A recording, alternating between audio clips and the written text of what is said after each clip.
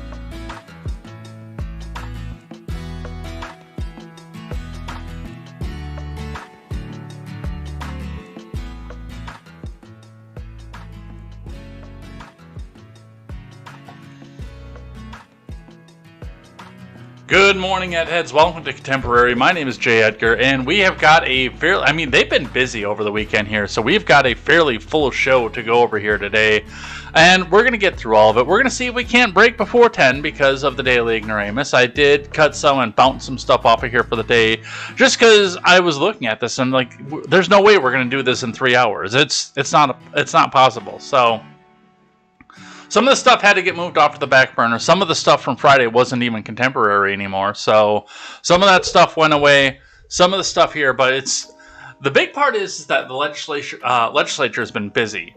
They're trying to get some last minute stuff in here before the midterms come out because they're afraid. And they're rightly so. They should be afraid that the gravy train is over and they're actually going to have to do some work. And I know that they don't want to do that. By the way, I pulled the headphones off to try to adjust what was going on the top of my head over there with the hair, because I saw it in the camera as we were getting started here, and noted that there's a wood chipper going on in the background too, and that's not something that I'm doing over here. So possibly some pedophile is finding justice. I'm not sure.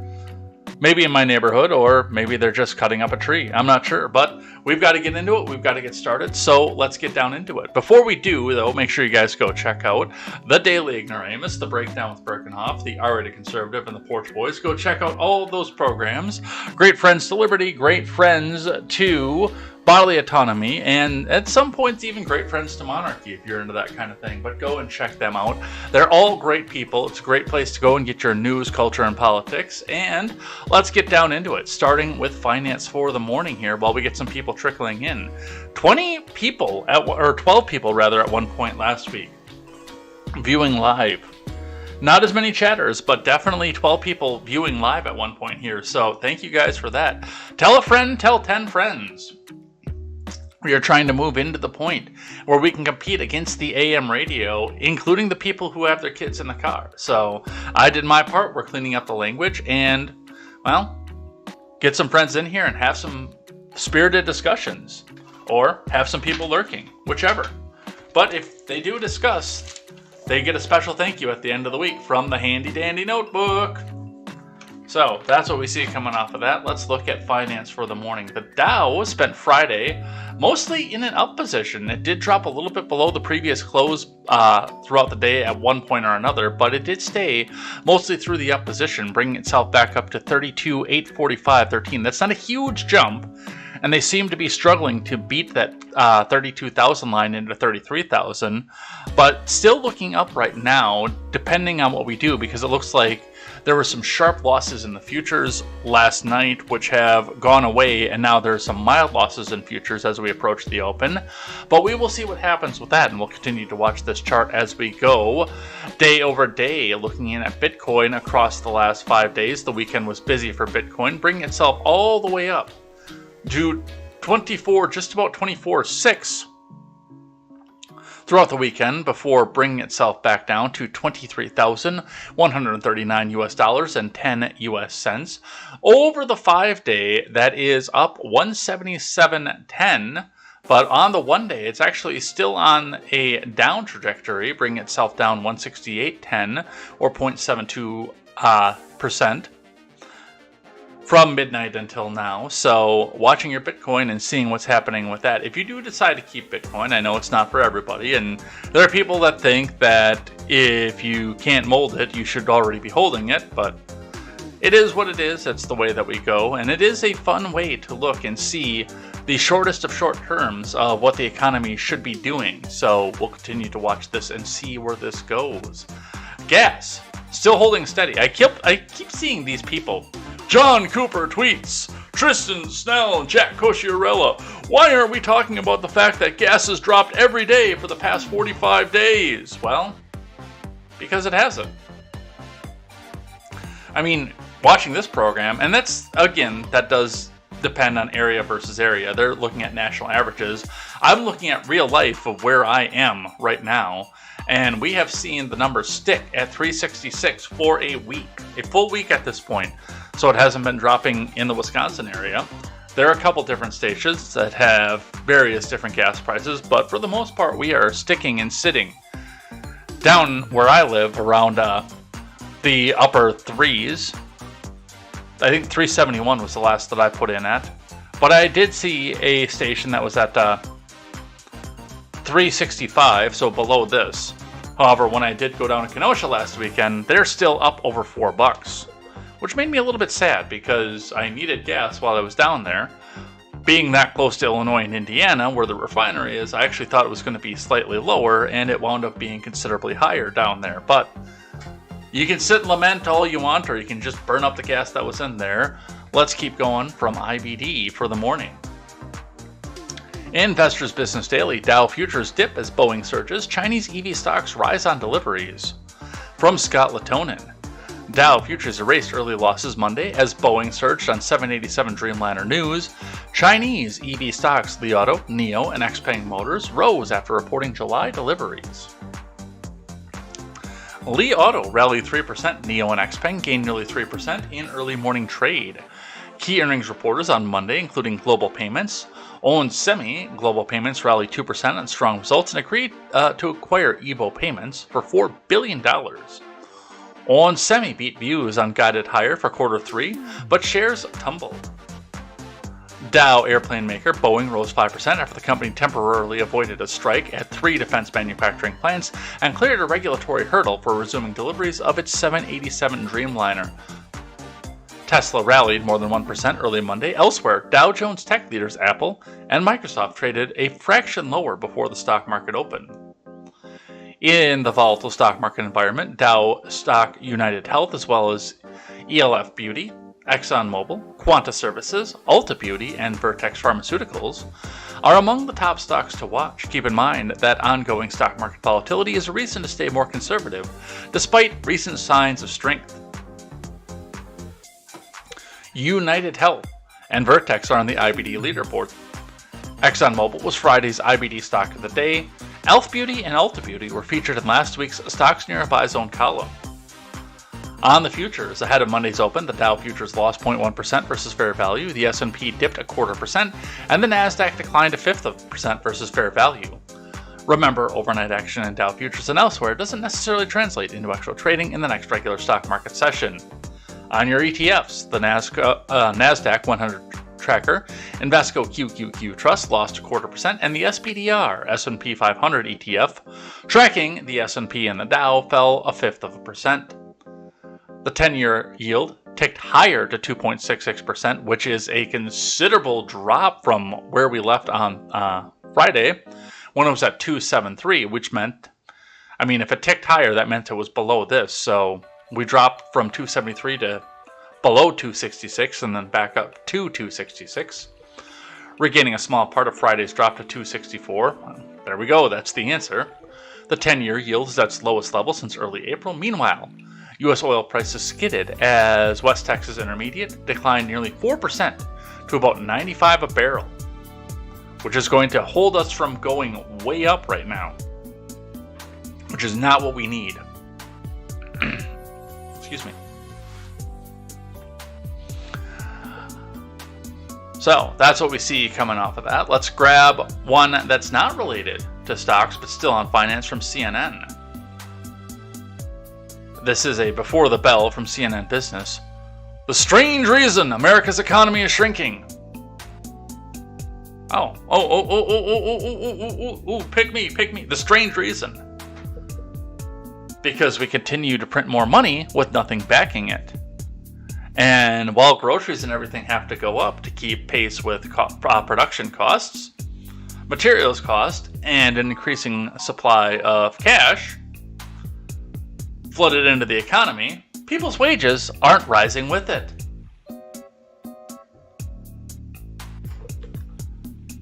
But no, we don't talk about that. From Julia Horowitz. When you think about a shrinking economy, what comes to mind? Factories shutting down? Well, if we keep going in the direction that we're going, that's coming.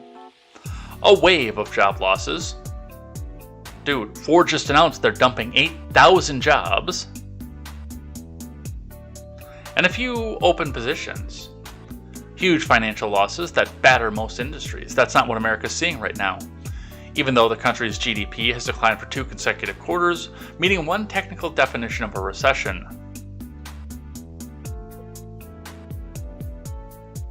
So what's happening, and where could we be headed? The answer to both questions could be found in the country's stockrooms. Breaking it down, the U.S. GDP for the second quarter fell at an annualized rate of 0.9%. According to the first reading from the Commerce Department published on Thursday, that followed a contraction of 1.6% during the first 3 months of the year. The data stoked debate about whether the U.S. is already experiencing a recession. It is, which economists have warned is a risk as the Federal Reserve hikes interest rates and inflation curbs consumer spending. Fed Chair Jerome Powell, for one, doesn't think that this moment has arrived, at least not yet. That's because if we go into a recession, he loses his freaking job. Man, sometimes it is difficult to keep on to the G rating of the AM radio, which we are competing with, especially when we're talking about Jerome Powell. I do not think the U.S. is currently in a recession, Powell said earlier this week. There are just too many areas of the economy that are performing too well. But GDP doesn't just turn negative on its own, and Thursday's data contained useful guidance for understanding a complex economic moment. Pay attention. Inventories or goods held by a business that haven't been sold yet had a major role to play. Companies stocked up on many items late last year as they attempted to dodge supply chain problems and ensure they could meet resurgent demand. But in recent months, they've realized they have too much stuff, especially at an uncertain moment for manufacturers and shoppers, and become hesitant to place new orders. That's because nobody's going out and buying their stuff. The subsequent slowdown in inventory accumulation contributed to a large chunk of the contraction between April and June, removing a whopping 2 percentage points from economic output. Some economists and investors think that because growth was pulled forward at the end of 2021, activity in the first half of 2022 looks artificially low. No, that's not the reason. The fourth quarter to me was bloated a little bit, said Anna Rathbun. That's actually true. chief investment officer at CBiz Investment Advisory Services, everyone was just hoarding things. But that doesn't mean inventory levels should be disregarded. In fact, they contain helpful clues when monitoring how fast the U.S. economy could decelerate from here on out. How much more do you want it to decelerate? It's going backwards.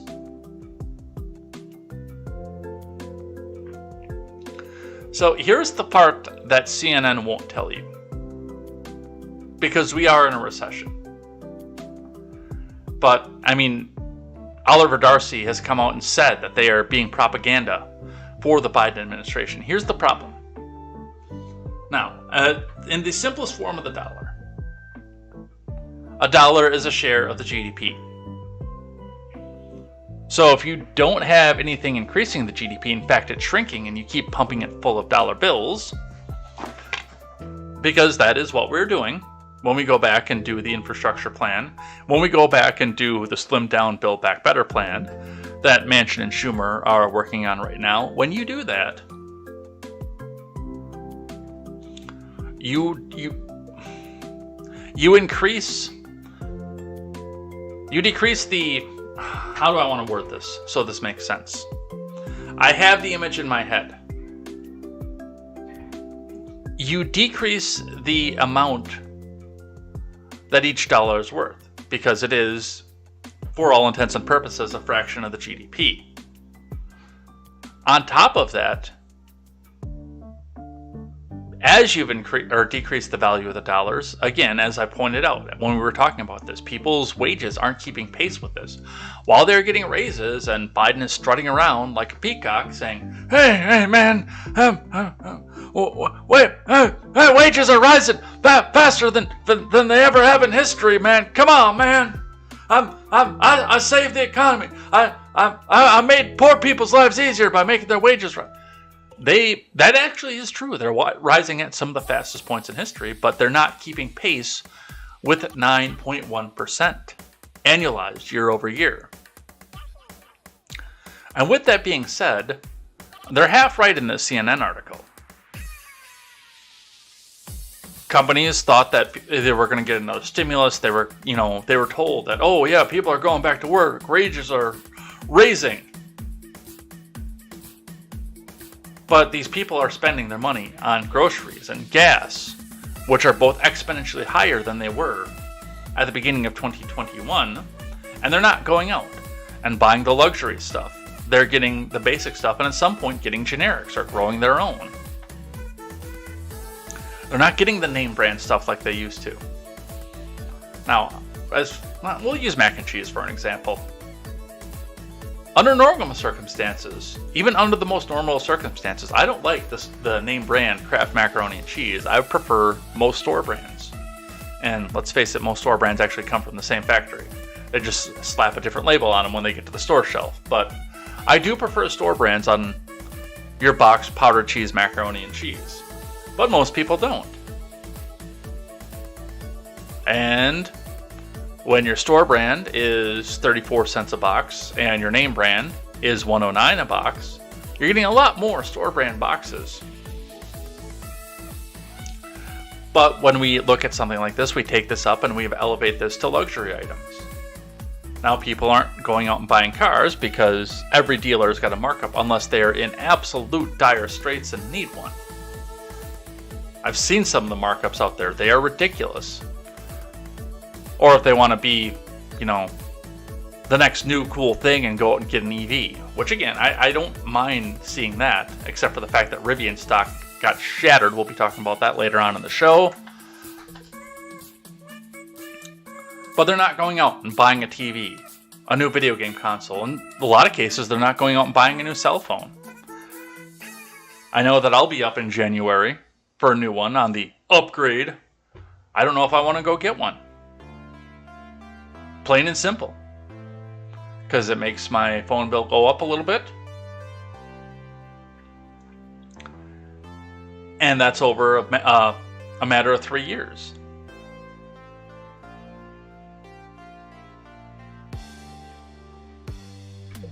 So, with that being said, yeah, people aren't going out and buying stuff. is what's going on with it. And yeah, the stuff is out there to go and buy, as was mentioned here. Your retailers, your Targets, your Walmarts, etc. bought a bunch of stuff to go put on the shelf. And then nobody went out and bought it, which means that they don't have the orders to go back into the factories. They don't have the orders to go back in and have people make the stuff. It's a vicious cycle. Like I said, Ford is planning on cutting 8,000 jobs to make way for the EV program. Which makes me really, really think about whether or not I want to own another blue oval. And I mean, if you cut this risk right now, little blue ovals are going to come out of here. I love Ford trucks.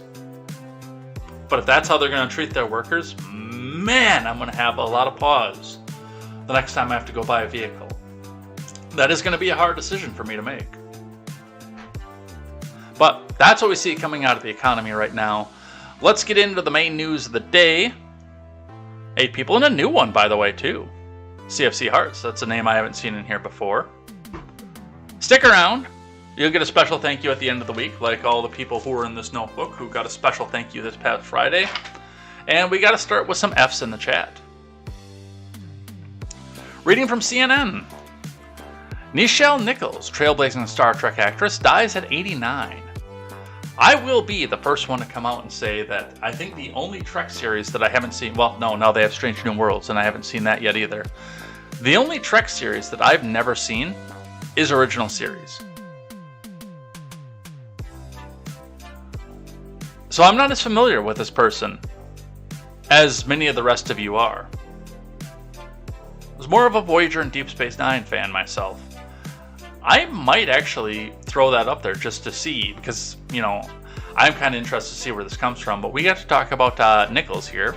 Actress and singer Nichelle Nichols, best known for her groundbreaking portrayal of Lieutenant Nyota Uhura in Star Trek, the original series, has died at 89, according to a statement from her son, Kyle Johnson. Last night, my mother, Nichelle Nichols, succumbed to natural causes and passed away. Her light, however, like the ancient galaxies now being seen for the first time, will remain for us and future generations to enjoy, learn from, and draw inspiration, Johnson said in a statement shared to Nichols' official site on Sunday. Hers was a life well lived and such a model for us all. Nichols died from natural causes, he said. Nichols portrayed communications officer Lieutenant Nyota Uhura in the Star Trek TV series and many of its film offshoots. When Trek began in '66, Nichols was a television rarity, a black woman in a notable role on a primetime television series. There had been African American women on TV before, but they often played domestic workers and had small roles. Nichols Uhura was an integral part of the multicultural Star Trek crew.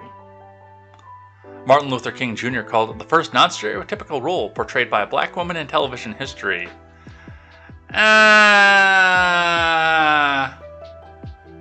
I think Johnny Galecki on Big Bang Theory said it the best.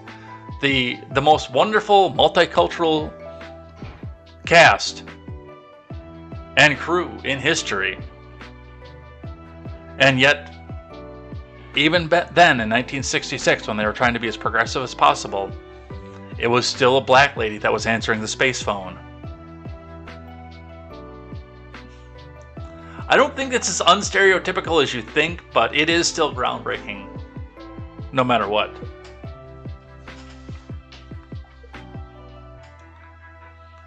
Nichols is widely known for participating in one of the first interracial kisses on U.S. television, where her character kissed James T. Kirk, portrayed by white Canadian actor Shatner. In an interview with CNN in 2014, Nichols said the kiss scene changed television forever, and also changed the way people looked at one another.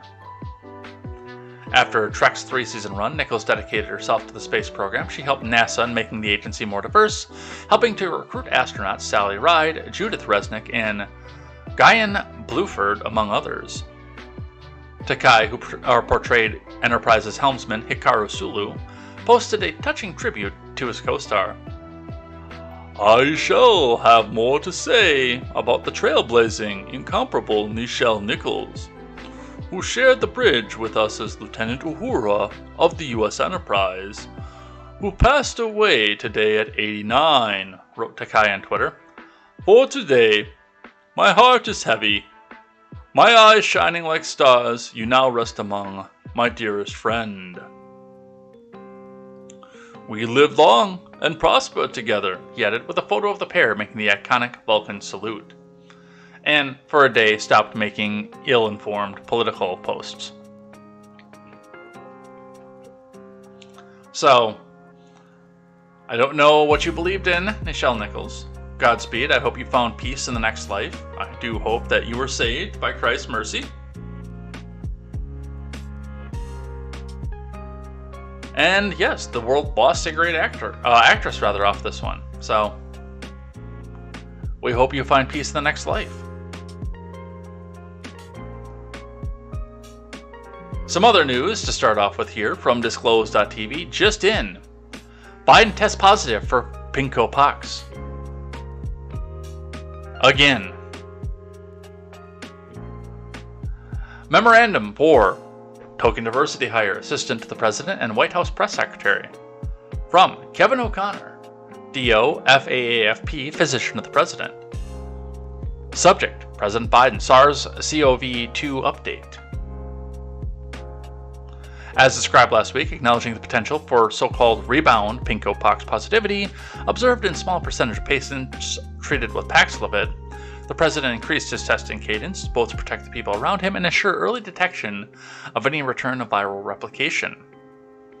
After testing negative on Tuesday, Wednesday morning, Thursday morning, and Friday morning, the president tested positive late Saturday morning by antigen testing. This, in fact, represents rebound positivity. Okay. Again, I ask, what meeting are they trying to get him out of here? The president has experienced no reemergence of symptoms and continues to feel quite well. This being the case, there's no reason to reinitiate treatment at this time, but we will obviously continue close observation. However, given his positive antigen test, he will reinitiate strict isolation procedures. Just like his campaign. As I've stated previously, the president continues to be very specifically conscientious, protect any of the executive residents, White House, Secret Service, and other staff whose duties require any, albeit socially distanced, proximity to him. As promised, I will keep your office updated with any changes in the condition and treatment plan. Respectfully submitted, Kevin O'Connor, DO, FAAFP, physician of the president.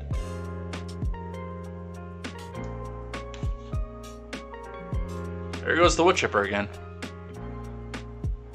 Pedophile correction tool.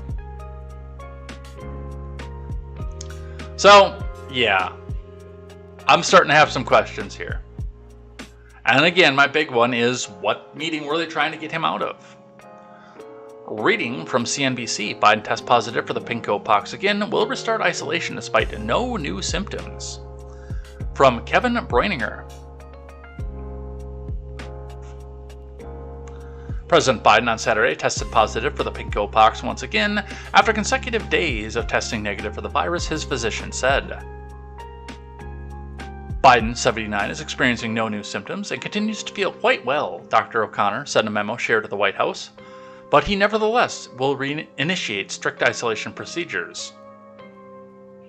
Biden, who is fully vaccinated and received 2 boosters of the BioNTech vaccine, tweeted Saturday afternoon he was asymptomatic but would isolate for the safety of everyone around me.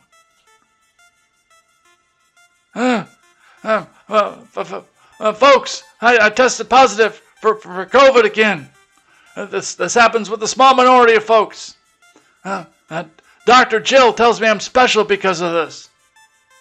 I got no symptoms, man. I'm going to isolate for the safety of everyone around me. I'm still at work. I'll be back on the road soon, man. Come on, man.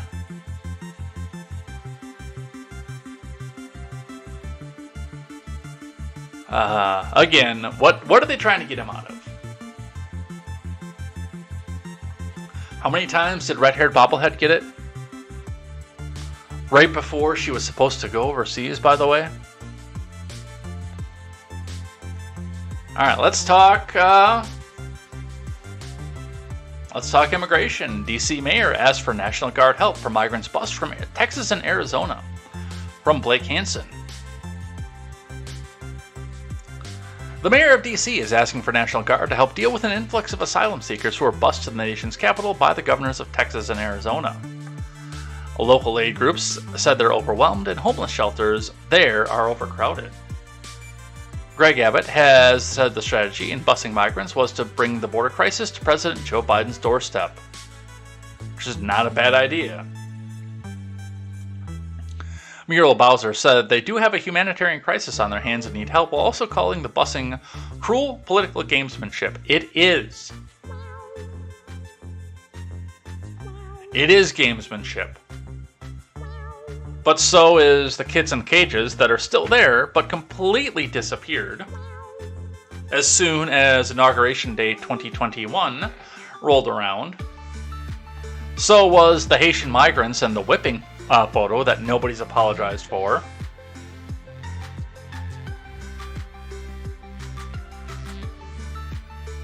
So is the under overpass city of Haitian migrants that just happen to show up.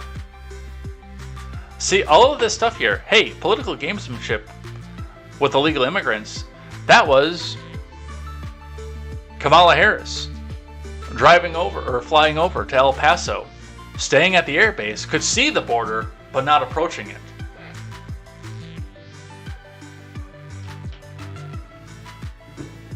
In a border checkpoint that has absolutely no detainment facilities.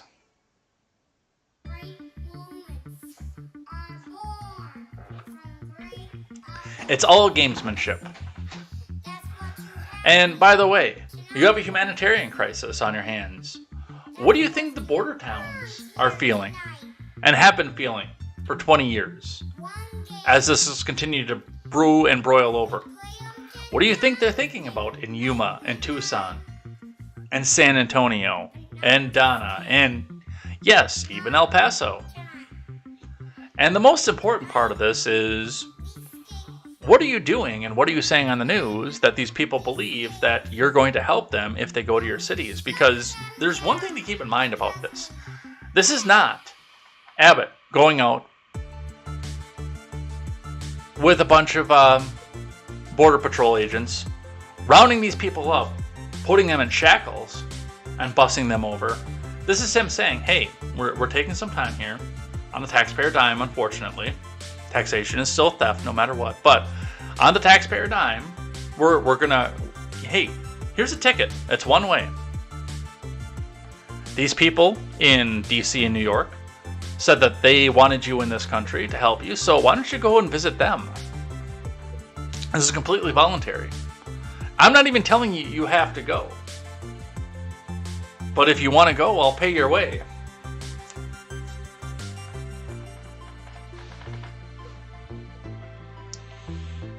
As migrants continue to arrive in DC, officials there said they're running out of resources to take care of the people.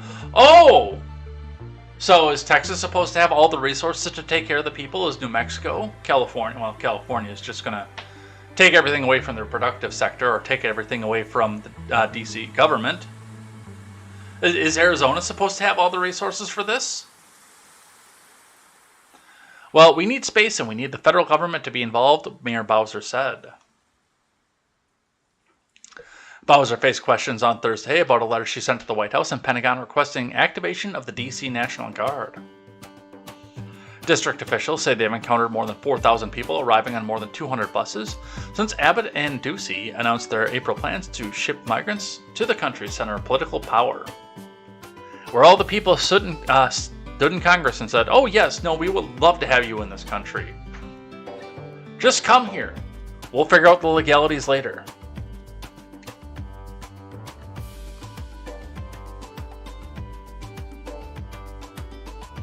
Bowser writes in a letter, the migrant crisis facing our city and our country through cruel political gamesmanship from the governors of Texas and Arizona must be dealt with at a federal level. The number of people crossing the border seeking asylum we expect not only to go up, but we need to make sure there's a national response, not an ad hoc city-by-city, state-by-state response, Bowser said on Thursday. Shelters in D.C. have reached max capacity with some migrants left sleeping outside Union Station. Oh, I mean, is Texas supposed to bear that burden? Running out of space? Migrants left sleeping outside? Is Texas supposed to do that?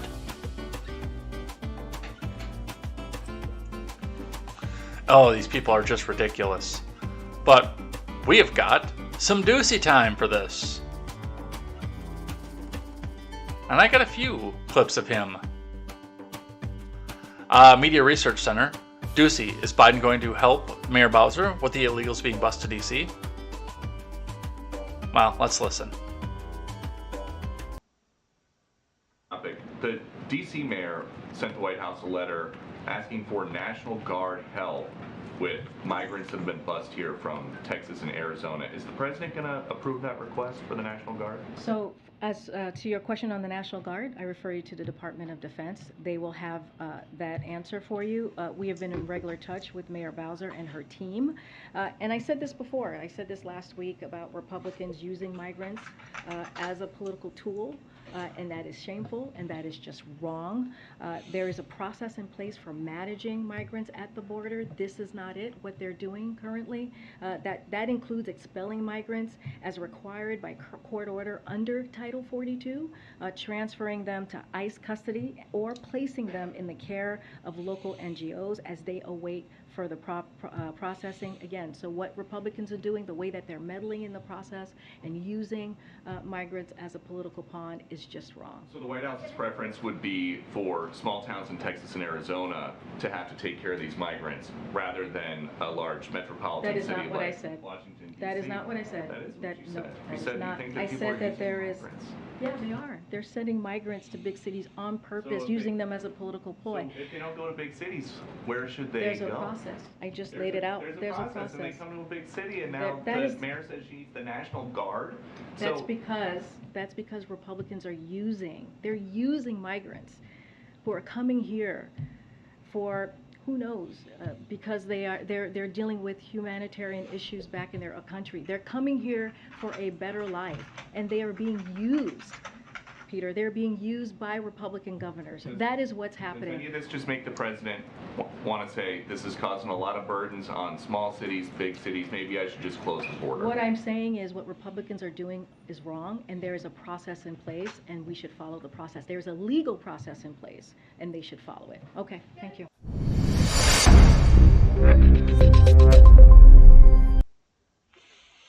But wait, there's more.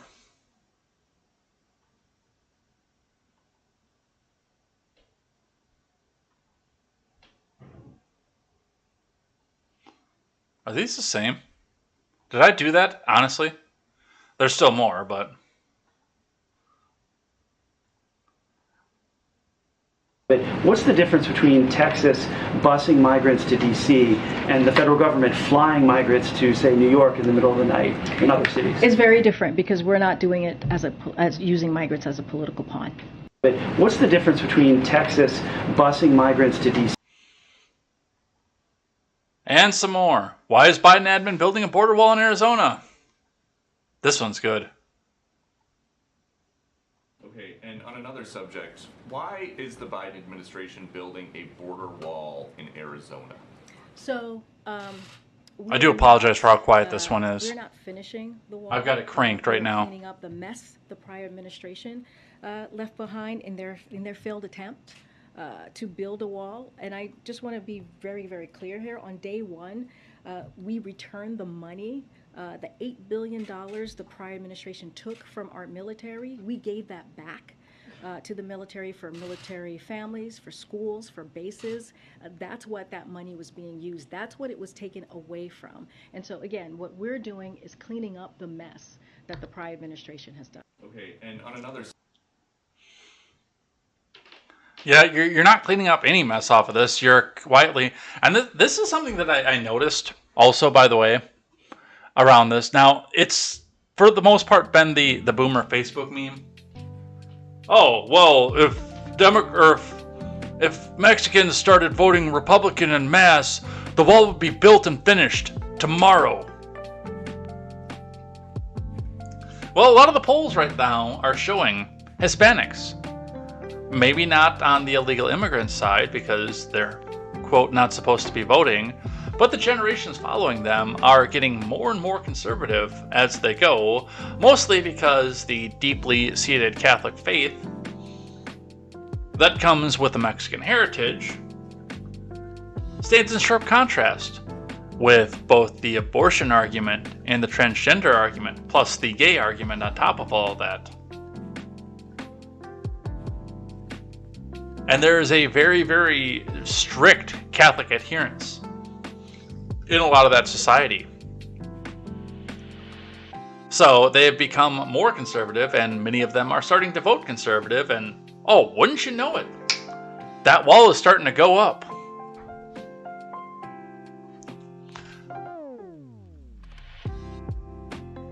From the New York Post, White House to fill gaps in Trump's border wall after Biden pledged not to build any more. We talked about this on Friday, but I just wanted to touch on this a touch more because, yes, the New York Post is reminding us that Biden pledged not to build any more, from Kelly Pattison, Sam Chamberlain, and Steve Nelson.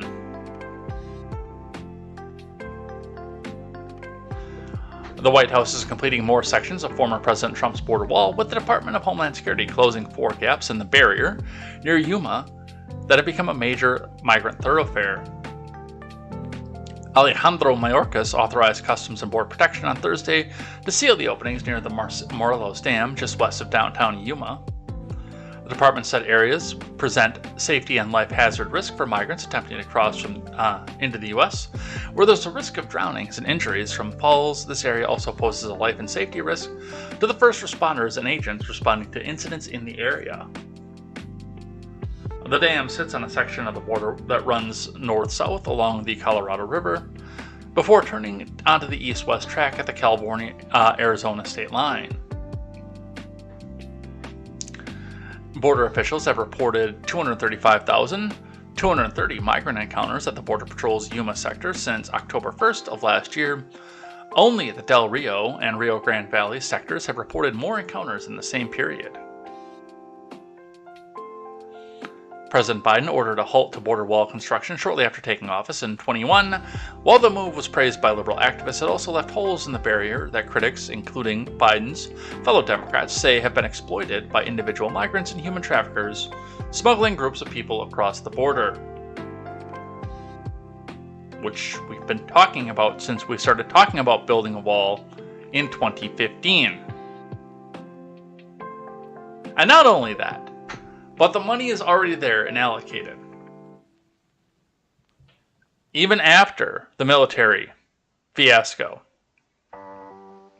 which I didn't necessarily agree with, Congress got together and freed up the rest of the money to go back and do the border construction. On top of that, the materials were already there. They're sitting out in the desert rusting. Many of the materials to build the bollard were already purchased. So you can either set it out there and let the taxpayer money rot away into nothing, or you can do something with it and finish it up. And that seems to be where they're going.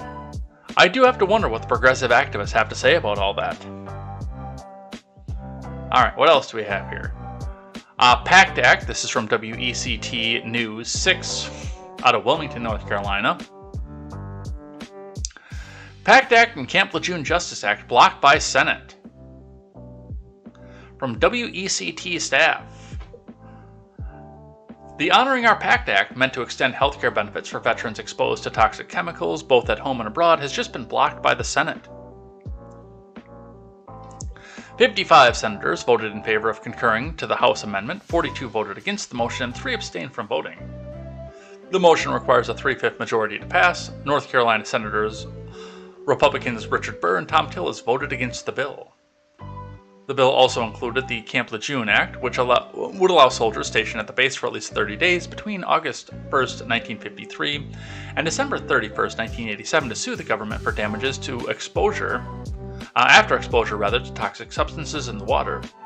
Almost 1 million people lived and worked at the base between 53 and 87, and a study found that people staying at Camp Lejeune had a significantly higher mortality rates for several forms of cancer, Hodgkin's lymphoma, leukemia, and other conditions. In 1980, officials at the base found water to be contaminated after a requirement from the EPA. An analyst hired by the U.S. Marine Corps 2 years later confirmed the water was contaminated, but the water treatment plant causing the issues wasn't closed until 1987. So, we've got a lot of stuff moving here, and a lot of people are mad about this. They look at something like this, and they say, How? How could this not be a 100-0 bill to go back in? Do you want people exposed to toxic burn pits to die? Well, it turns out that actually wasn't necessarily the case in this bill. But some of the reaction to this from NBC: blindsided veterans erupt in fury after Senate GOP tanks toxic burn pit bill. I need some music. From Melissa Chan, Philip McCausland, and Daniel Arkin. Blindsided veterans erupted in anger and indignation Thursday after Senate Republicans suddenly tanked a widely supported bipartisan measure that would have expanded medical coverage for millions of combatants exposed to toxic burn pits during their service. The lie detector test determined that was a lie. Supporters of the Sergeant First Class Heath Robinson honoring our promise to address Comprehensive Toxins Act, or PACT Act, overwhelmingly expected the House-passed bill to sail through to the president's desk for signature. But in a move that shocked and confused veterans groups on Wednesday night, 41 Senate Republicans blocked the bill's passage, including 25 who had supported it a month ago. That's a lot of people are really outraged by this one. They supported it a month ago as was. We really expected yesterday to be a procedural vote that would go with easy passage, said Jeremy Butler, CEO of Iraq and Afghanistan Veterans of America, a nonprofit. That was the absolute expectation.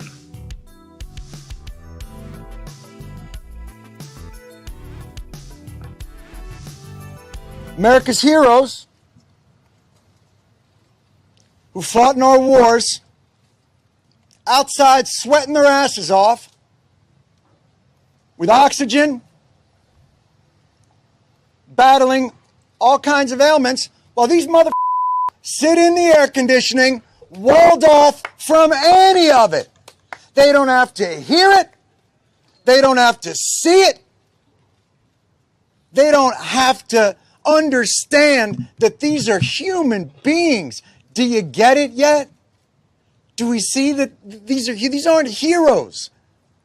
These are men and women, mothers and fathers, sisters and brothers that we just let stand outside in the heat when they can't breathe. I don't even know, honestly, I don't even know what to say. I've been coming down here 10, 15 years. I'm used to the hypocrisy. Christina King will tell you from VFW. She sat in an office with Mitch McConnell and a war veteran from Kentucky, and he looked that man in the eyes and he said, "We'll get it done." And he lied to him. Because Mitch McConnell yesterday flipped. I'm used to the lies. I'm used to the hypocrisy. Senator Pat Toomey won't take a meeting with the veterans groups. Sends out his chief of staff. I'm used to the cowardice. I've been here a long time. Senate's where accountability goes to die. These people don't care. They're never losing their jobs. They're never losing their health care. Pat Toomey didn't lose his job. He's walking away. God knows what kind of pot of gold he's stepping into to lobby this government to shit on more people. They passed it. June 16th, they passed the PACT Act. 84-14. You don't even see those scores in the Senate anymore. They passed it. Every one of these individuals that has been fighting for years, standing on the shoulders of Vietnam veterans who have been fighting for years, standing on the shoulders of Persian Gulf War veterans fighting for years, Desert Storm veterans, to just get the health care and benefits that they earned from their service. And I don't care if they were fighting for our freedom. I don't care if they were fighting for the flag. I don't care if they were fighting because they wanted to get out of a drug treatment center, or it was jail or the army. I don't. All right. So, I don't want to listen to Jon Stewart lie anymore. The PACT Act would have expanded VA healthcare eligibility to more than 3.5 million post 9/11 combat veterans who were exposed to toxins while serving in the military. See, that is good. In fact, I don't know why they don't have the healthcare eligibility. Because it was to my understanding that was baked into the cake when you signed the piece of paper.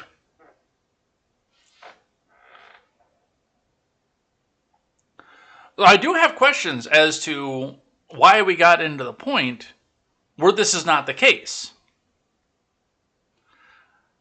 I do need somebody to answer me that question. Oh, you signed the piece of paper giving us, what is the average tour? Giving us 5 years of your life, or however long it is. You signed for this. Hey, we'll take care of your medical care forever. Did something change about that I don't know about?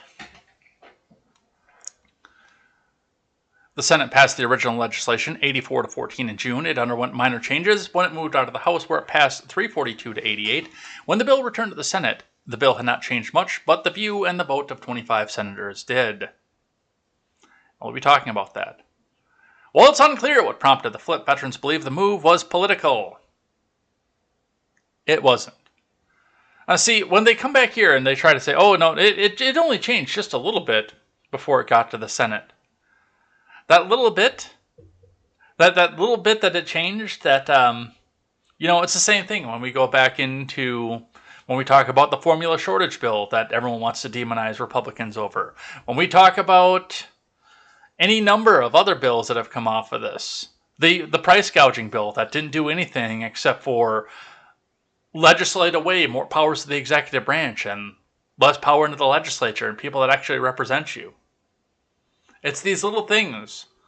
They make a pretty title. Oh, this is about honoring our pact. That's all that's in the bill. And then you open up the bill and there's more in it than that. From Newsweek.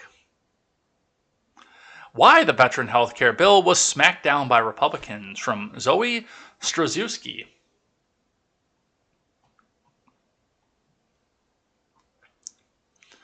Now, one of the things that I do want to say before I read into this, the claim on Twitter right now, and I didn't read the original text of the original bill, but the claim on Twitter right now is the fact that it went 84-14 even with these provisions that we're about to talk about in it.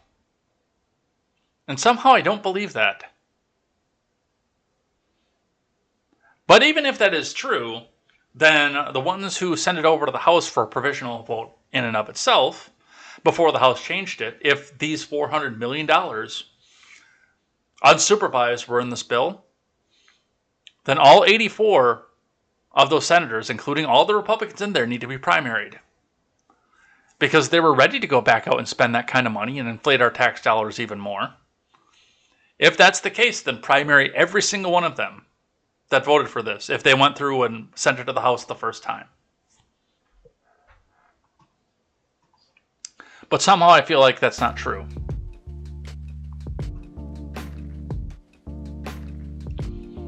This is from Zoe Strzelecki.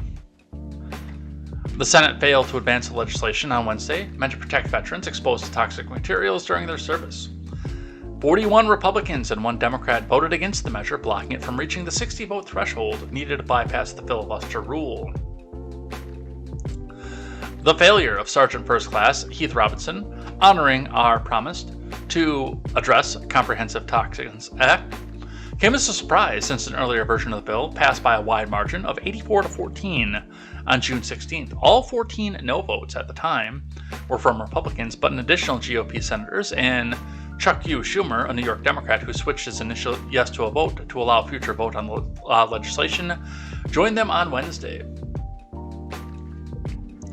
While not all Republican senators who voted against the PACT Act have publicly explained why they did so, several have offered insight on why the GOP opposition grew after the initial vote in June. A release from Pat Toomey's office on Tuesday said the PACT Act would enable $400 billion over the next 10 years in spending completely unrelated to veterans. It noted that Toomey, a Pennsylvania lawmaker, has a technical fix that does not reduce spending on veterans by even $1 or affect the expansion of care and benefits in the underlying bill. The PACT Act as written includes a budget gimmick that would allow $400 billion, I'm sorry, I said million before, that is billion with a B, of current law spending to be moved from the discretionary to the mandatory spending category, the release said. It went on, the provision is completely unnecessary to achieve the PACT Act's stated goal of expanding health care and other benefits for veterans. However, it would enable an additional $400 billion in future discretionary spending completely unrelated to veterans. By failing to remove this gimmick, Congress would effectively be using an important veterans care bill to hide a massive unrelated spending binge. Who's surprised? I'm not. Newsweek reached out to Toomey's office for further clarification on what specific part of the legislation enables the spending. John Cornyn of Texas also commented on why the effort to advance the legislation was unsuccessful. He was quoted in a Wednesday CNN article saying that Schumer would not allow the amendment votes that Republicans were pushing for.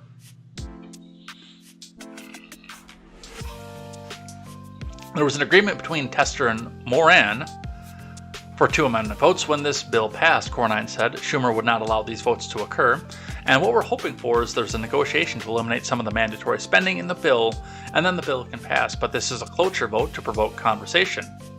But I expect it ultimately to pass in some form or another. Newsweek reached out to Cornyn for further comment and clarification on what amendment votes he was referring to. Republicans have faced criticism ever since the opposition blocked a bill from advancing. Tester, chairman from Senate Veterans Affairs Committee, said in a statement on Wednesday that the 11th hour act of cowardice will actively harm this country's veterans and their families. Republicans chose today to rob generations of toxic exposed veterans across this country of the health care and benefits they so desperately need, and make no mistake, more veterans will suffer and die as a result, he added. Comedian Jon Stewart also sharply condemned the development. Yeah, we listened to that. So let's look at the provisions off of there. By the way, I found a copy of the bill. I have to go grab it back off Twitter because I commented back on somebody, and this was a very busy weekend as far as Twitter went. But it is a 150-page bill, so this was buried in there. Sawyer Hackett, who is communications and digital strategist, co-host of Our America podcast, senior advisor of Julian Castro, so totally unbiased, senior comm strategist, bold progressive, tweets out video of, here's Ted Cruz fist-bumping fellow Republicans after blocking a bill to help veterans exposed to toxic burn pits. And Lydia, Tim Poole's a technical engineer. And what else does the bill do, Sawyer? Be thorough. John, who is JohnBoy95M, says it doesn't actually give any payouts to soldiers. It throws millions at opening clinics and about $400 billion into research.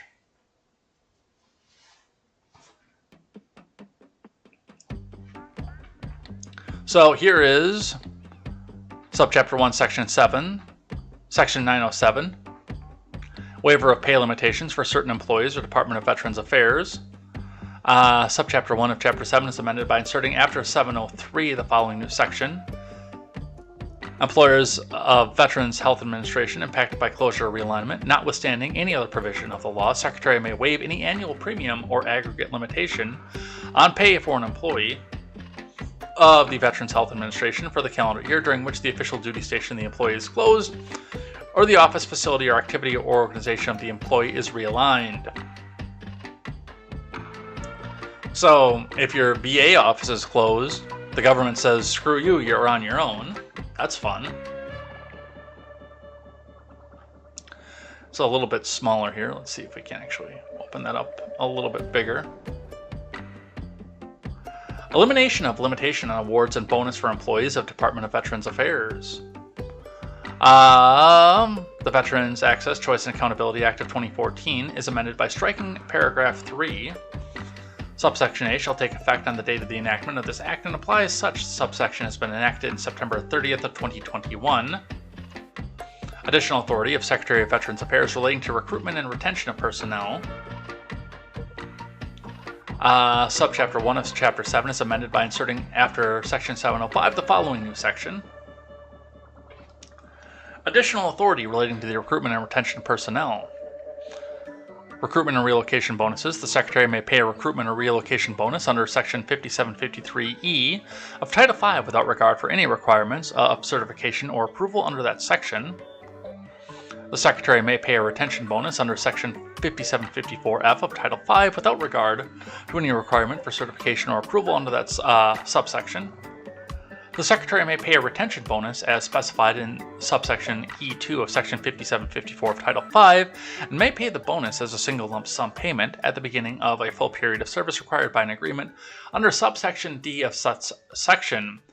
Boy, this has nothing to do with toxic burn pits, does it?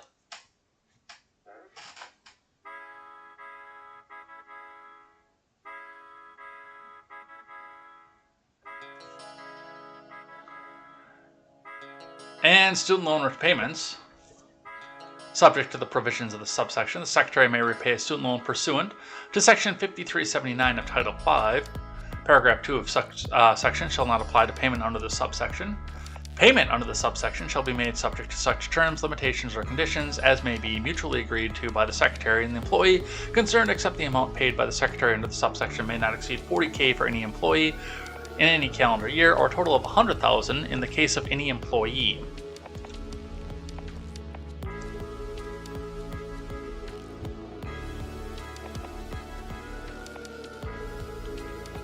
And was put onto here, I'm guessing the benefits, the VA itself, since 4 years of active duty, already gives 100% tuition reimbursement. Also with the fact that it's the same section as upping the VA salaries. Again, that's a guess, though, need clarity on this myself. So yes, on top of this, on top of the burn pits, we have billions of dollars in retention bonuses, hiring, sign-on bonuses, research, so-called, basically mandatory spending. Hey, we have to add $400 billion a year to the budget over 10 years. We don't specify what needs to be spent on, but have $400 billion to go back and spend. All of this having nothing to do with veterans' health. And, I've got this feeling that if they went back and cleaned all this off and made this into a simple bill that you can get done in probably, let's be generous, 75 pages instead of the 150 that it is, cutting out all the pork, all the extra spending, this bill sails through the Senate. Maybe not in the House because they want to go back and attach a bunch of riders.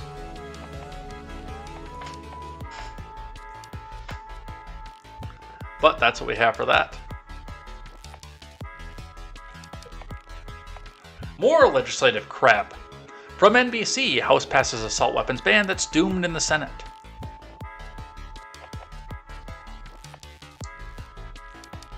From Sahil Kapoor.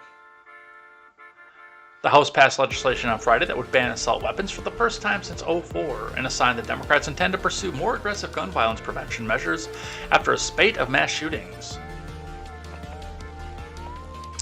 The bill passed largely party line vote of 217 to 213, with 2 Republicans voting for the measure and 5 Democrats opposing it. The level of GOP opposition indicates the bill is unlikely to advance in the evenly split Senate, where it would require the support of at least 10 Republicans to defeat a guaranteed filibuster. It's also not clear if the measure has the support of all 50 Senate Democrats. Legislation authored by Rep. David Cicilline of Rhode Island would criminalize the knowing sale, manufacture, transfer, possession, or importation of many types of semi-automatic weapons and large-capacity ammunition feeding devices. President Biden praised the House Democrats for passing the bill and urged the Senate to follow suit. I know that we can't prevent every tragedy, but here's what I believe we have to do. Here's what the overwhelming majority of American people believe we must do. Here's what the families in Buffalo and Uvalde in Texas told us we must do. We need to ban assault weapons and high-capacity magazines. And if we can't ban assault weapons, then we should raise the age to purchase them from 18 to 21. Strengthen background checks. Enact safe storage law and red flag laws. Repeal the immunity that protects gun manufacturers from liability. Address the mental health crisis, deepening the trauma of gun violence and as a consequence of that violence. These are rational, common sense measures. Here's what it all means. It all means this. We should reinstate the assault weapons ban on high-capacity magazines that we passed in 1994 with bipartisan support in Congress and the support of law enforcement. 9 categories of semi-automatic weapons were included in that ban, like AK-47s and AR-15s. And in the 10 years it was law, mass shootings went down.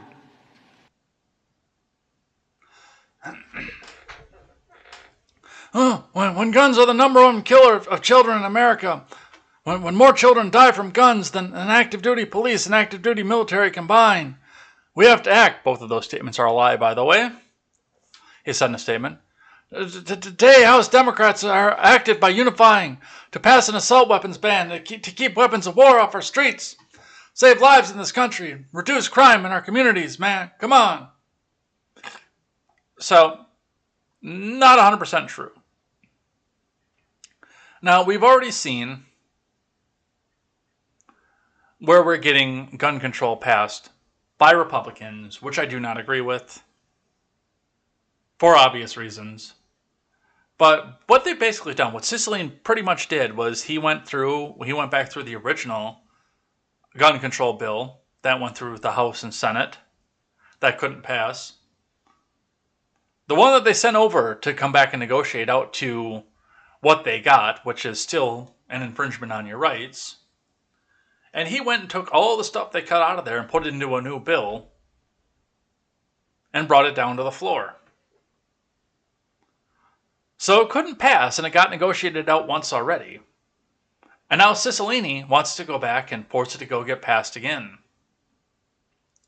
And this was a bipartisan rejection. Yes, people in his lockstep cult-like party went back and said, no, I can't do this.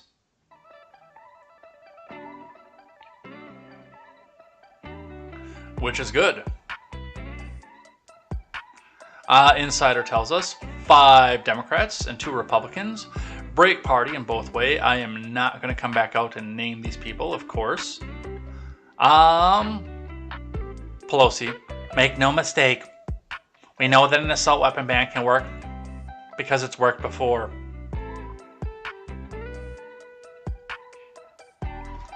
A 2021 study estimated that the 10-year ban likely prevented 10 mass shootings. Really, I'd love to figure out how you determine that. Had the ban not been allowed to expire, an additional 30 mass shootings could have been prevented, researchers said, saving 339 lives. I would love to see the data points, how you estimated that. And yes, they go back out and name them. For shame, Democrats voted against this. Oh, for shame. From CNN. Moving on to the spending plan that Manchin's decided that he wants to be on to after all. What did I tell you before? Manchin is not your friend. From CNN, Manchin says Republicans in normal times would be supporting energy and healthcare bill. Ron, that is not far off. From Devon Cole and Daniela Diaz.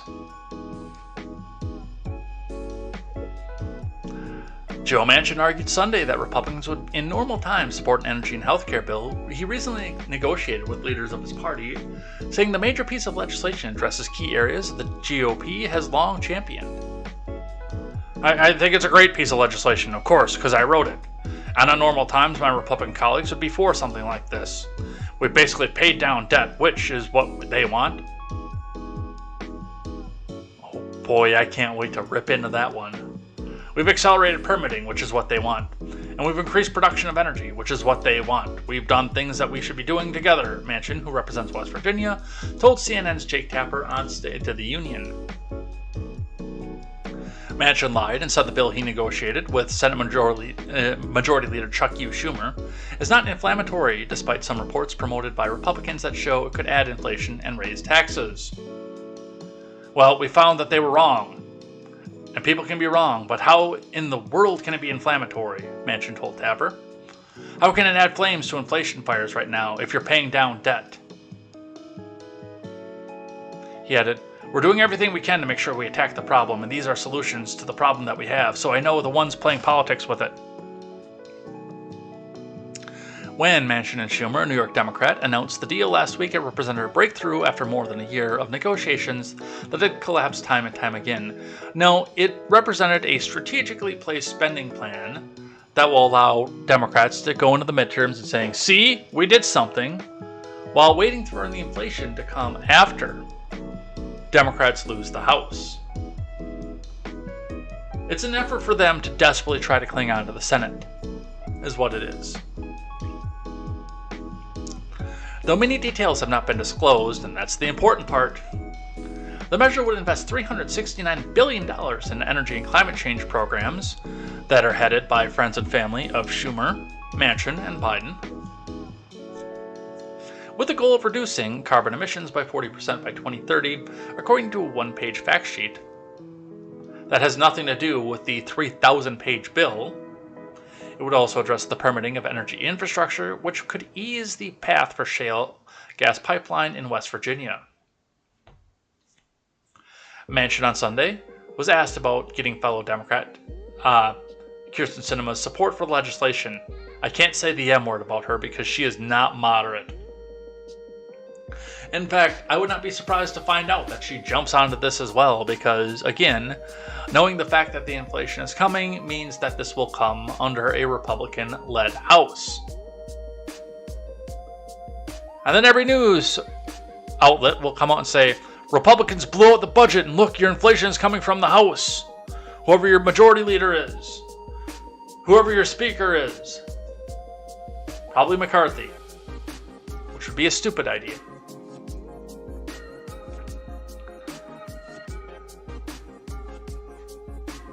But he is going to come back and tell you and gaslight you and say that, oh, Republicans would normally be supporting this.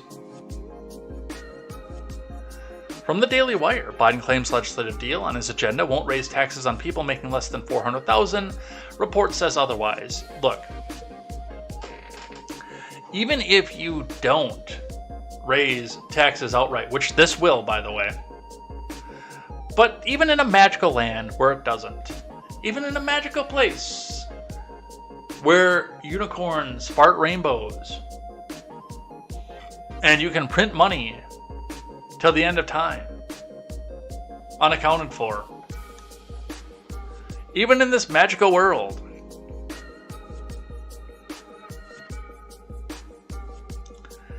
if a corporation, and they want to do this with corporate taxes, gets slam-a-jammed on taxes,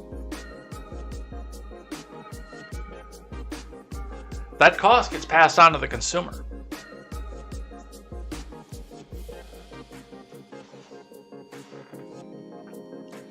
President Biden claimed over the weekend the so-called Inflation Reduction Act of 2022 would not raise taxes on those making less than $400,000 a year, but a nonpartisan organization that crunched the numbers says it will. The Inflation Reduction Act of 2022 will lower healthcare costs for millions of Americans, Biden claimed in a tweet on Sunday. Yeah, is that like the ACA was supposed to reduce healthcare costs as well? And for the first time in a long time, make the largest corporations pay their fair share without any new taxes on people making under $400,000 a year. Republicans on the Senate Finance Committee released data Saturday from the nonpartisan Joint Committee on Taxation that showed that taxes will increase in calendar year 2023 for everyone under the plan except for those making between $10,000 and $30,000 a year, aka Biden's voters. Those making under $10,000 will see a 0.3% increase in the federal taxes. Those making between $30,000 and $75,000 will see a 0.1% increase. Those making between $75,000 and $100,000 will get a 0.2% increase. and those making between $100,000 and $5,000 a 0.3% increase. Between $500,000 and $1 million, a 0.5% increase. Over $1 million, 0.6% increase according to the JCT.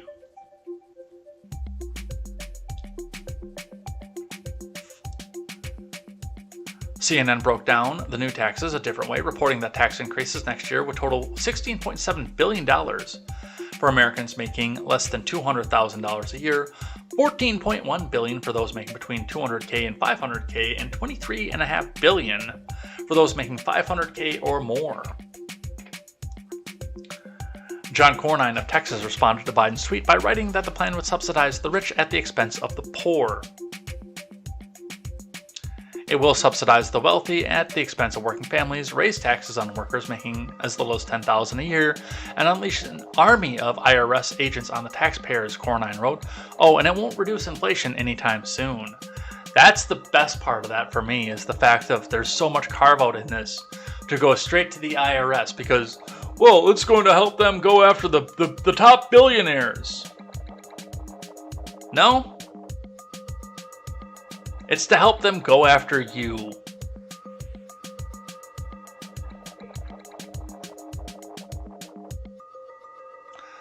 A study from Penn Wharton researchers found that the Inflation Reduction Act of 2022 would very slightly increase inflation until 2024 and decrease inflation thereafter. That's funny. Of course, most of the people that are in support of this thing, the JoJo's from Jers and it's time for Manchin to start acting like a Democrat. Manchin's a Democrat. He should start acting like it. Those kind of people.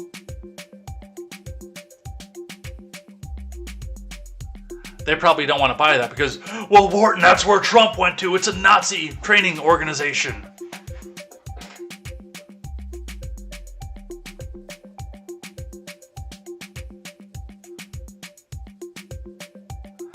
Even the Wall Street Journal is against Biden and Manchin on this one. This is an op-ed from the Wall Street Journal. The Schumer-Manchin tax increase on everyone. By the editorial board. The views expressed within this opinion and editorial piece are not necessarily the views of the Wall Street Journal, Contemporary, or your host. They are alone the views of the editorial writer. Majority Leader Chuck U. Schumer wants a Senate vote on his partisan tax deal with Manchin as early as this week. And no wonder he wants to rush it through. The more Americans learn what's in this tax and spend behemoth, the more they'll dislike it. Oh, I can't wait for 4chan to get their hands on this. Oh, I can't wait for 4chan to get their hands on this and break apart every single word of this monstrosity. As much as 4chan scares me, the weaponized autism helps us know what it is that we're actually voting for. Don't dox me, 4chan. I say weaponized autism in an affectionate way.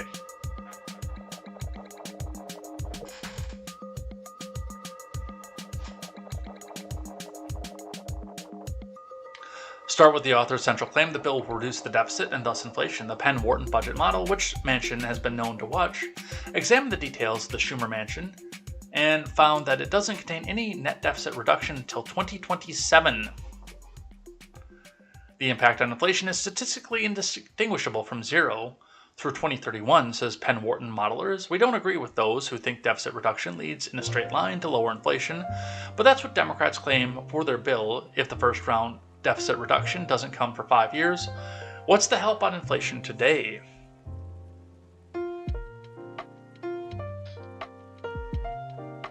The $327 billion in new taxes can slow inflation if the economy falls to recession, and that may be the quiet expectation. The tax increases on business will discourage investment, while Federal Reserve is also raising business costs with higher interest rates, but tax policy should be working in the opposite direction to encourage investment when the Fed is tightening and the economy is close to a recession.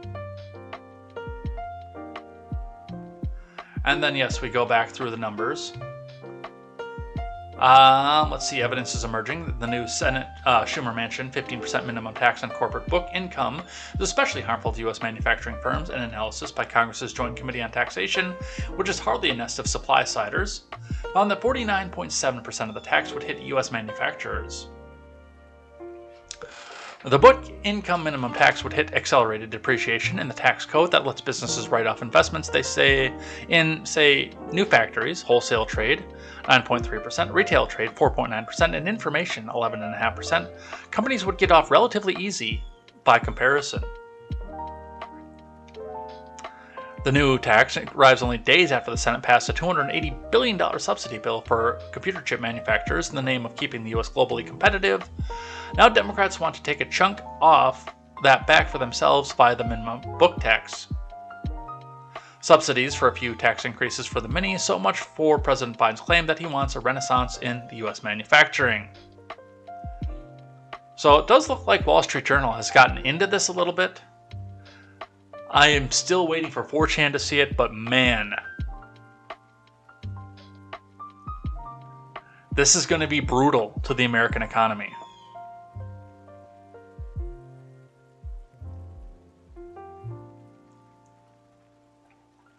From NBC, as Manchin pushes for speedy passage of the New Deal, Sinema stays quiet. And yes, as Wall Street Journal just pointed out, of course Manchin wants this to go in a hurry, because we're starting to find out what's in it. And it's not good for him. From Sahil Kapoor, Senate Democrats are aiming to pass a major spending bill this week that includes funding for climate change, healthcare, and tax increases on corporations. The deal was unexpectedly struck last week by Chuck U. Schumer and a key centrist, Joe Manchin, giving Democrats optimism they'll have a robust agenda to run on in competitive races ahead of the midterm elections this fall.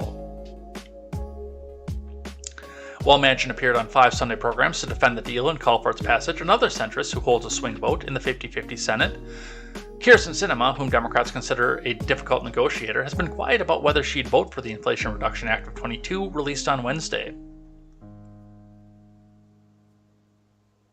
Sinema's vote could make or break the bill. Democrats with no hope of winning the Republican support need every member of their caucus to be present and voting, not guaranteed given recent absences of senators infected with the pinko pox for it to clear the Senate.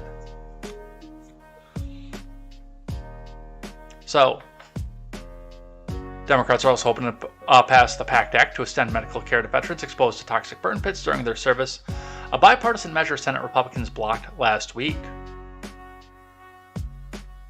So, that's what we see for that.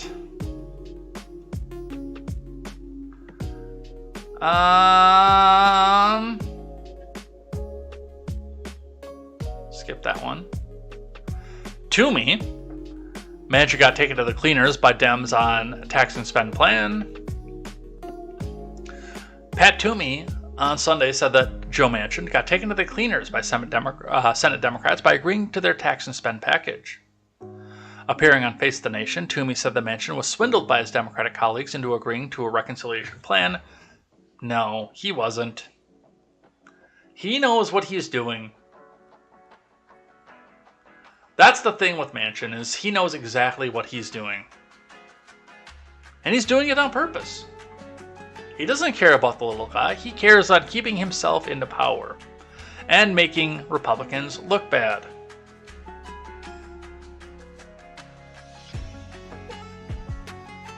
Toomey went on to claim the Democrats' package uses accounting gimmicks that they say will lower inflation, the same tricks Manchin previously opposed in Build Back Better. He also blasted Democrats for promising Manchin a pro-energy infrastructure bill, but not including provisions in the current package. I think he got taken to the cleaners, Toomey said. He's agreeing to all the bad policy, and return for which he's been promised there's going to be some kind of pro-energy infrastructure bill sometime in the future. No, he didn't get taken to the cleaners. He knows exactly what he just did.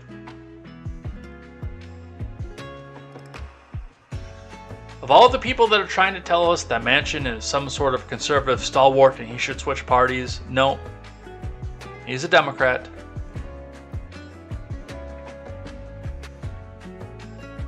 Speaking of climate change, which is $369 billion of this bill, From Insider, Taylor Swift fired back at being named the celebrity with the worst private jet CO2 emissions. Here's the top 10 stars who made the list. From Lauren Edmonds.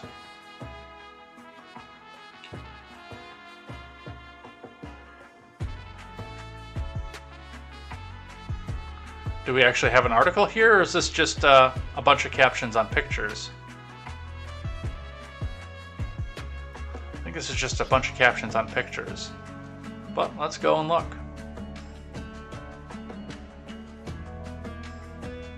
From Lauren Edmonds. Yard, a UK-based sustainability marketing firm, compiled a list of celebrities with the worst private jet CO2 emissions so far this year. Taylor Swift topped the list, but a rep told Insider that her jet is often loaned out. Celebrities like Oprah, Blake Shelton, and Kim Kardashian also made the list. Private jet use faces criticism because it produces CO2, which negatively affects the climate. But it's really, really good for my garden. Private jets generally produce more emissions per passengers than commercial flights. Yard published a report ranking the biggest offenders based on who flew the most this year by private jet. Yard also compiled the study using data from Twitter account called Celebrity Jets, which imports from ADS-B Exchange, the world's largest public source of unfiltered flight data, the website says. So, where is the list?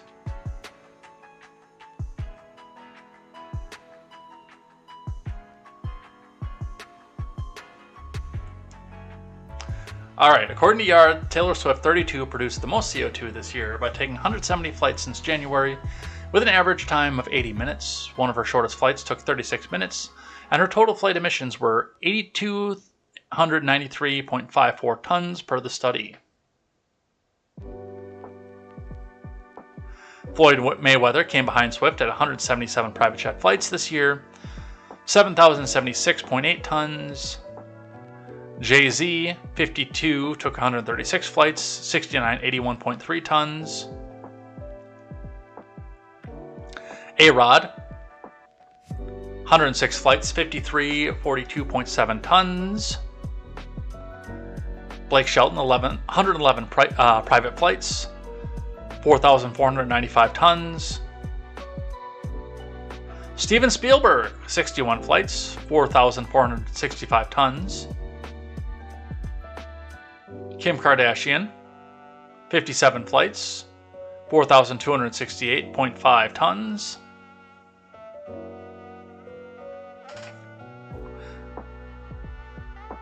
Mark Wahlberg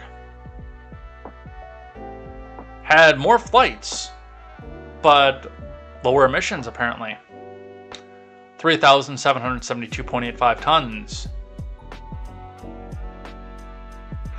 But looks like his average flight was the longest, which means he probably was doing a lot of cross country. Oprah, 68 flights, 3,493.17 tons. And Travis Scott, number 10, 54 flights, 3,033.3 tons. And these are all people that Democrats tout, except for maybe Blake Shelton.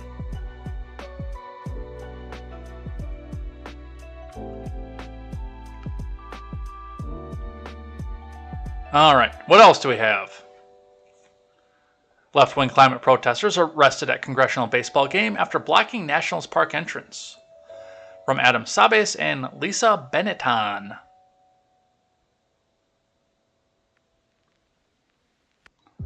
Climate protesters were arrested during the congressional baseball game on Thursday after blocking one of the entrances to the Nationals Park in Washington, D.C. A spokesperson for the Metro Police Department told Fox News Digital that 3 people were arrested for unlawful entry.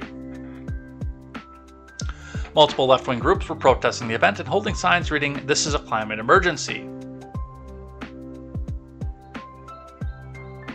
U.S. Capitol Police Chief Tom Menger made comments on the rumored protest on Wednesday, stating the unlawful activity wouldn't be tolerated. A message from Capitol Police Chief Tom Menger ahead of tomorrow's congressional baseball game for charity. Menger said, "We're aware that demonstrators are planning to protest political issues at the baseball game for charity. Our mission is to protect members of Congress during this family event, so we have a robust security plan in place." Doesn't Metro Police deal with National Stadium?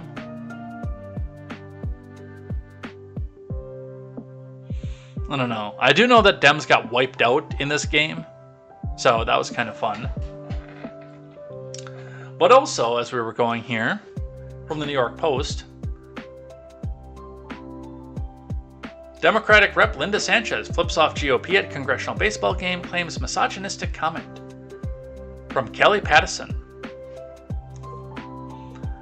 Linda Sanchez drew some heat for flashing a crude hand gesture at her Republican colleagues during Thursday night's congressional baseball game, giving the GOP dugout the middle finger as she was pulled for a pinch runner. The Republican team was leading 5-0 in the bottom of the sixth when Sanchez drew a leadoff walk. As she hustled back to Democrats' dugout in third base line at Nationals Park, the lawmaker turned her head toward the GOP bench in the first base side, then raised her left hand and flipped the bird without breaking stride.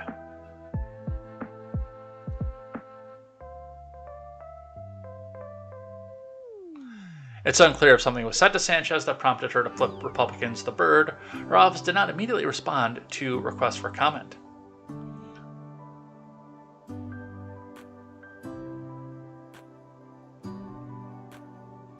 We'll go into more detail on that in just a second. I'm going to skip that entire paragraph because I've got an entire Daily Wire article that goes with that. The congressional baseball game is one of my favorite events of the year. It's a great cause and brings both sides of the aisle together for a night off from partisan politics, she said in a statement. That is why it really struck a nerve when I heard an offensive misogynistic comment from a Republican side. On my way back to the dugout, in the heat of the moment, I reacted. And what was that? Well, we'll never know. From the Daily Wire. Democrat who flipped off GOP dugout appears to alter her story of what happened as she's accused of lying. From Ryan Saavedra.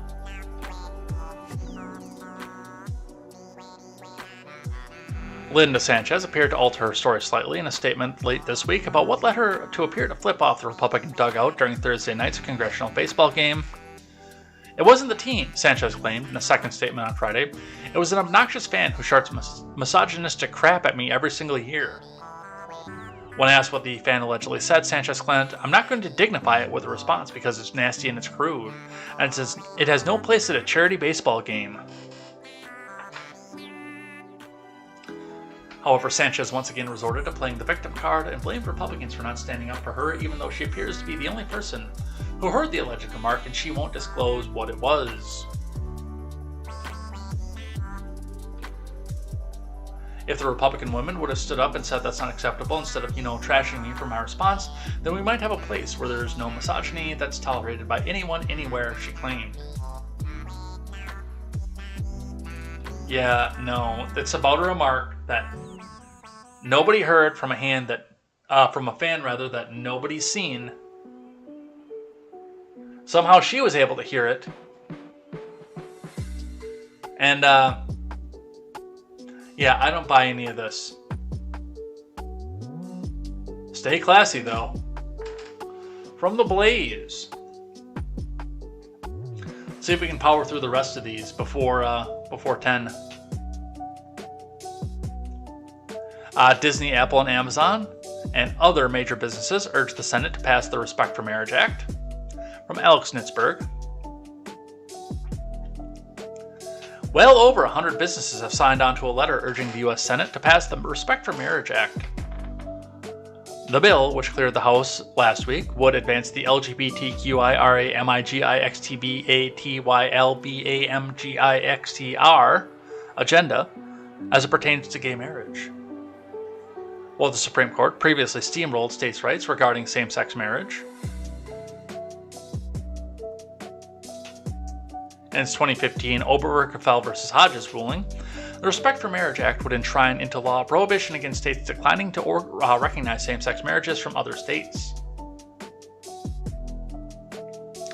The measure would prohibit states from denying full faith and credit to any act, record, or judicial proceeding from any other state pertaining to a marriage between two individuals on the basis of sex, race, ethnicity, or national origin, of those individuals, the bill would bar states from denying a right or claim arising from such a marriage on the basis that such marriage would not be recognized under law of that state on the basis of sex, race, ethnicity, or national origin of those individuals.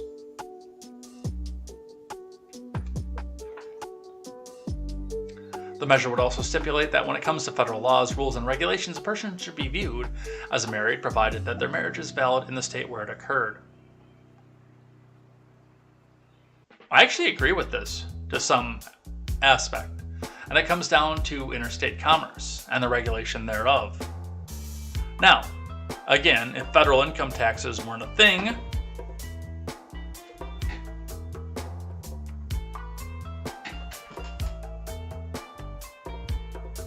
this actually wouldn't really have any bearing, because it would be on the states to decide how to tax their citizenry on their own, whether as married and jointly or as separate individual tax returns. And do note, by the way, that the law, as we read, had absolutely nothing to do with a licensure procedure, because that still belongs in the states. Because we have taxation, which is theft at the federal level, which I am completely against,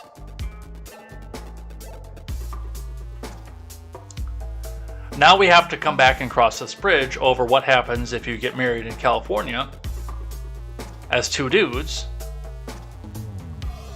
and want to file jointly in Wyoming.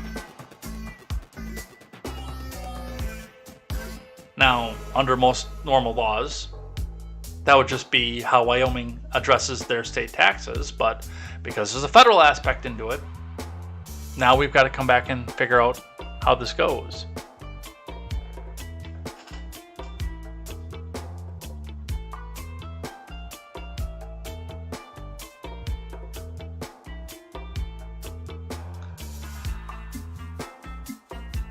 But of course, the big businesses want you to do so because they don't want you to go have to run across state lines, because they think that this will be in the licensure procedure. They don't want you to have to go run across state lines and have to leave your desk to go get married. Go down to the courthouse, get your certificate, and get back to the assembly line, wage slave.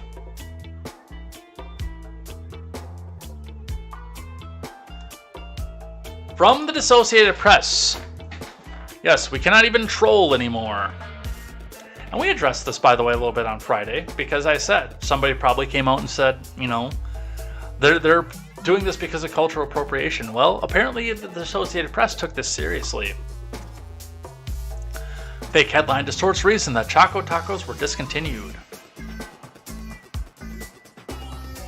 A headline on People magazine's website reports that Klondike's Choco Tacos were discontinued in response to the woke mob and recent allegations of cultural appropriation. AP's assessment, false. A representative for People magazine confirms the headline was fabricated. Klondike said it was discontinuing Choco Taco after a spike in demand over the past 2 years led to tough decisions to ensure availability of our full portfolio nationwide. It did not cite cultural appropriation as the reason. God, we can't even troll anymore without getting fact-checked.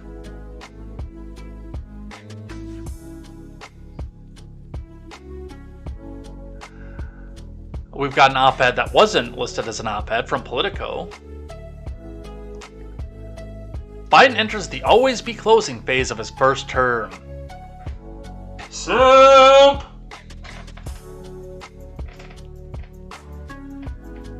From Adam Cancrin, Jonathan Lemire, and Christopher Catalago.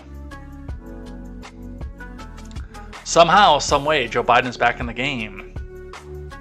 After enduring a brutal year, dominating by economic angst, legislative setbacks, and sinking approval ratings, the president is suddenly on the verge of a turnaround that the White House believes could salvage his summer and alter the trajectory of his presidency. All he needs to do now is close.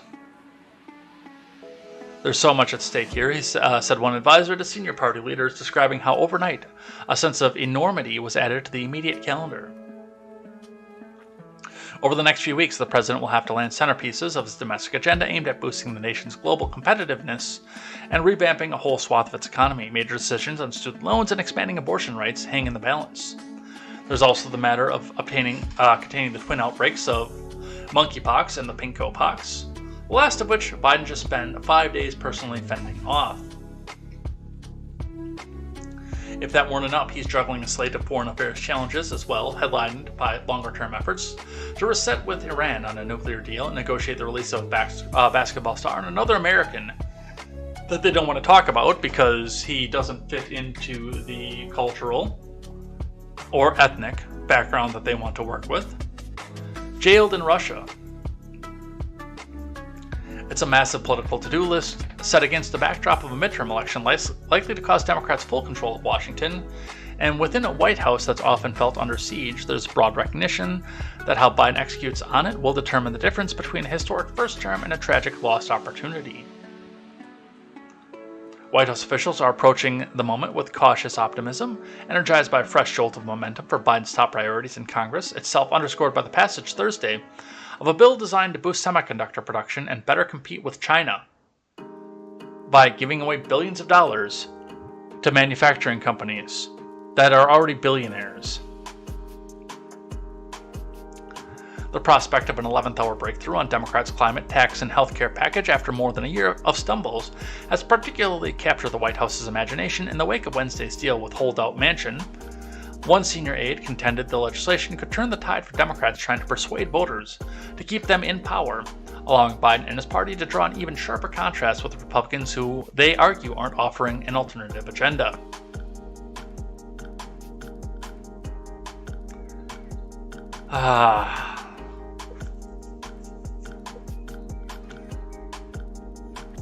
Does this got Soviet vibes to you? Because this has serious Soviet vibes to me. But that's what we see.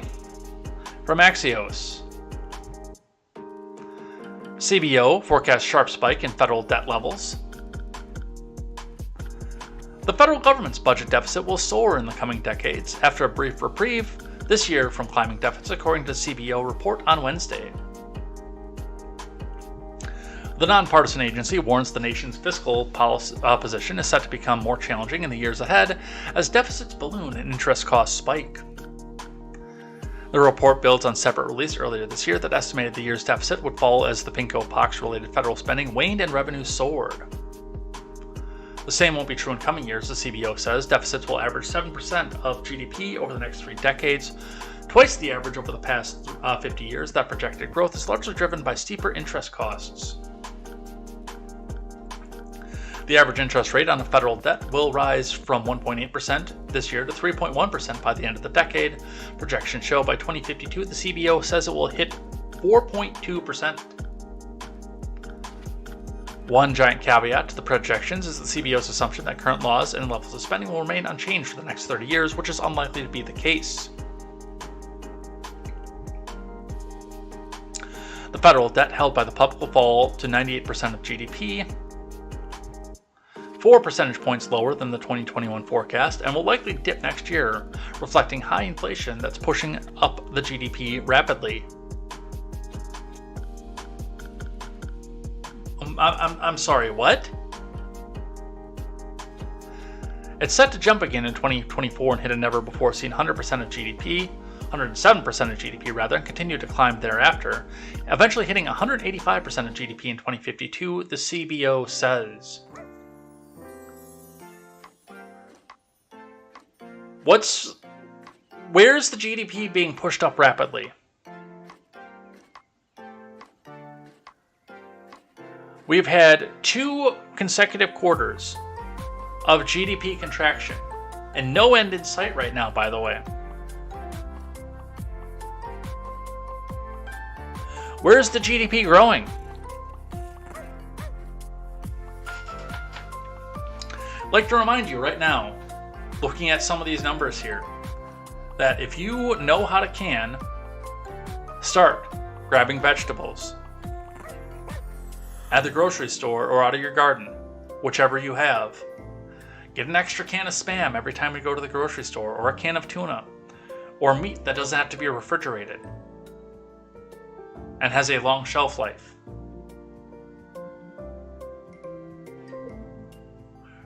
Grab some condiments, grab some noodles, grab some rice, beans, anything you can right now.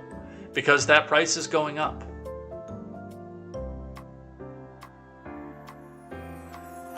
We are coming in to what is projected to be a very, very harsh winter as far as food prices go.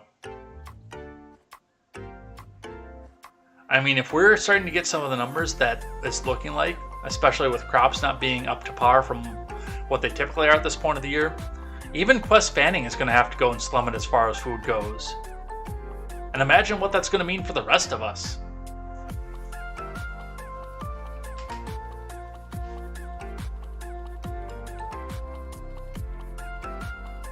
The U.S. population is expected to expand by 1/3 the rate on average per year from 2022 to 2052 than it did between 1980 and 2021, when the population grew by 0.9%. By 2043, deaths will exceed births, and population growth will be driven entirely by net immigration, the CBO says, 1 year earlier than last projected.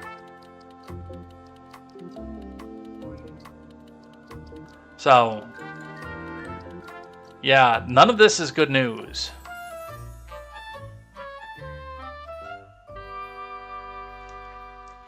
From the Daily Caller, Budget Office debunks Biden's claim that he reduced the deficit. From John Hugh DeMastri, the federal deficit will shrink in 2022, largely due to decreased spending on the Pinko-Pox pandemic, according to a Wednesday report from the CBO contradicting President Biden's claims that his policies ought to be credited for the reduction. The Biden admin has frequently taken credit for this year's decrease in the deficit, but the CBO report credits the decrease to shrinking costs related to the Pinko-Pox pandemic. Coronavirus relief funds that were scheduled to be dispersed during the pandemic have largely been spent, and the government is not scheduled to spend any more. There's been a reduction in the deficit this year, according to the CBO. And yet there's going to be a major increase in it over the next 7 years.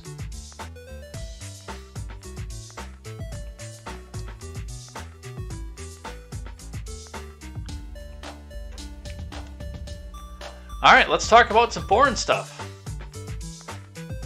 Let's see, we got 33 minutes left here. We could probably finish most of this here. Hey, who had Kosovo 2.0 on their bingo card, by the way? Kosovo, Serbia inciting minority protests to destabilize. From ABC News' Zenel Žinipetuko and Lazar Simini. Kosovo's government early Monday accused neighboring Serbia of trying to destabilize the country as ethnic Serbs blocked roads and conducted other incidents in the north, apparently in a dispute over vehicle license plates and identity cards.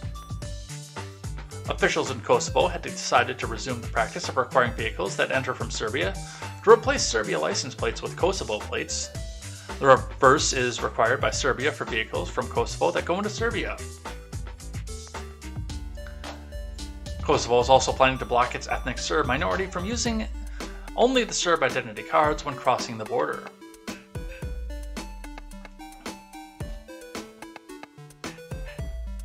A Kosovo government statement said that many aggressive acts, like road blocking and shooting in the northern areas dominated by ethnic Serbs, were committed Sunday and charged that they were incited by Serbia. After discussions with European and U.S. partners, the reciprocity license plate and identity card plan was being postponed for a month until September 1st, the government said. Kosovo was part of Serbia until an armed uprising in 1998 and 1999, but the territory's ethnic Albanian majority triggered a bloody crackdown by Serbs. A NATO bombing campaign to force Serbia's troops out of Kosovo ended the war, but Serbia refused to recognize Kosovo's 2008 Declaration of Independence. PM Albin Kurti and President Vjosa Osmani blamed Serbian President Aleksandar Vučić for the protests.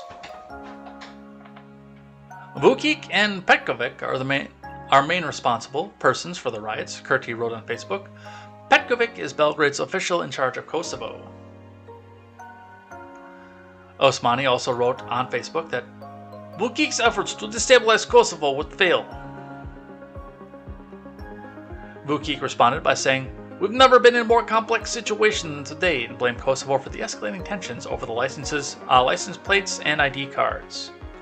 So, first thing we've got to do, because our libertarian friends will say we're not allowed to have opinions on anything if we don't know where it is and can't find it on the map, as I always do when we look at something over here, is I educate you on where this is and essentially why this matters.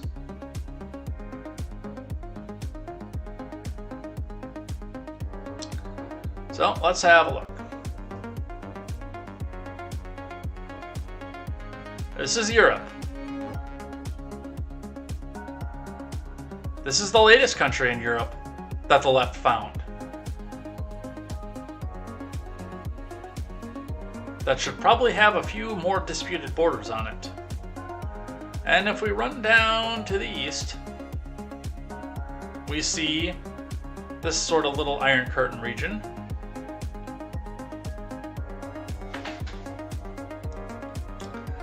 We have Slovenia, Croatia, Bosnia and Herzegovina, Montenegro, Albania, which I knew a friend who was first generation American, whose parents were both from there. I actually saw him on Friday, that was kind of cool.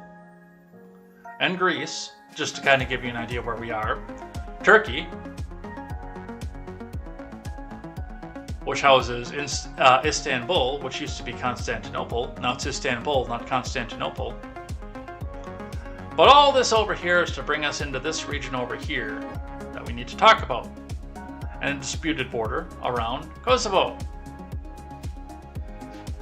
which is disputed in its way as a country. And by the way, in Google Maps, whenever you see one of these dashed lines like this as a country's border, that means that border is disputed. Which is why I said when we were talking about Ukraine, they should probably put a dashed line around here. Because this area is also disputed.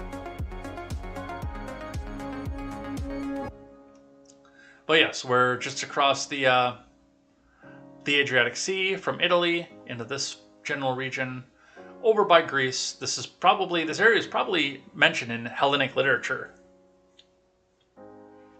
at some point, although they did a lot more stuff out to the sea.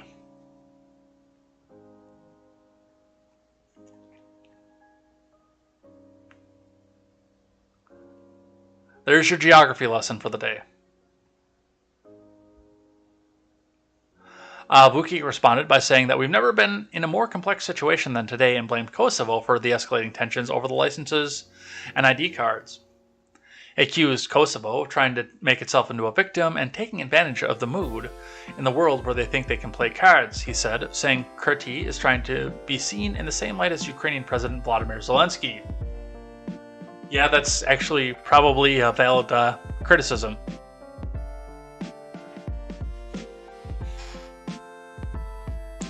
Vukic said Kosovo cannot stop its ethnic Serbs from using the Serbian identity cards when they cross the border.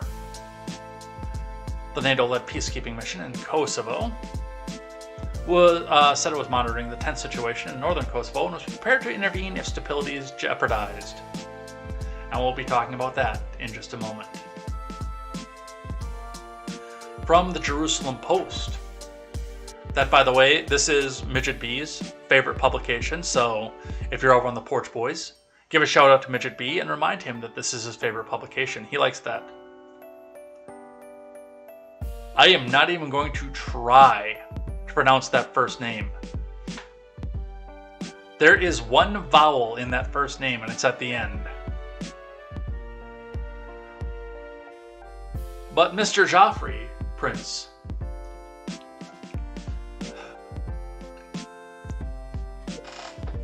Air raid sirens were heard in Mitrovica in northern Kosovo on Sunday afternoon, with reports by local media indicating that a large presence of emergency vehicles was seen throughout the area. The sirens were stopped after 3 hours, according to local reports.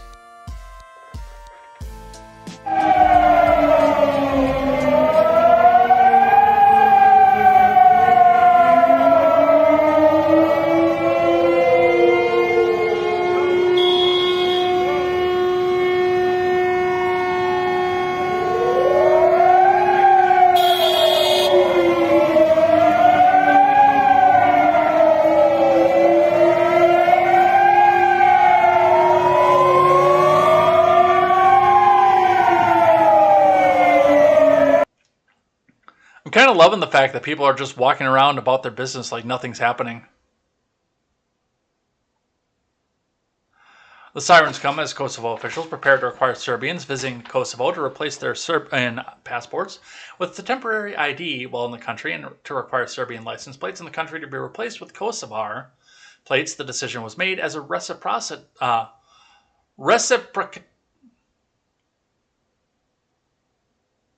That's a $5 word right there. I've heard words on the same root. I've never seen that word before. Let's sound it out. Reciprocatory. Like, I know reciprocal, I know reciprocity. So I'm guessing this is reciprocatory. Move to similar requirements already issued for Kosovars when they enter Serbia.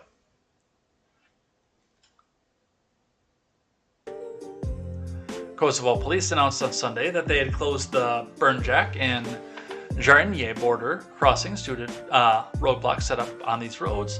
The roadblocks were reportedly set up by local Serbs who were protesting measures to be put in place by Kosovo overnight. Other border crossings are working as normal according to police.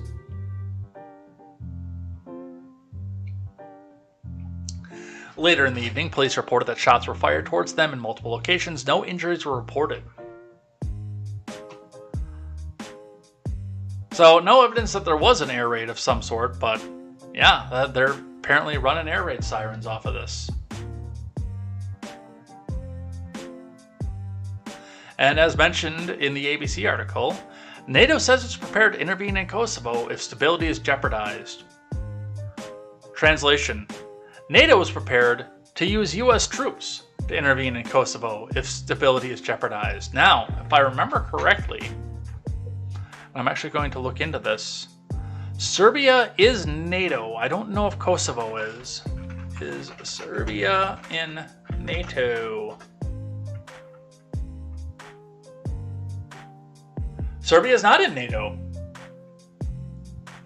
The alliance has offered Serbia an invitation to enter the intensified dialogue program whenever the country is ready. And there's dispute as to whether... Is that smoke? Something burning out there? Hold on. I need to check into this one.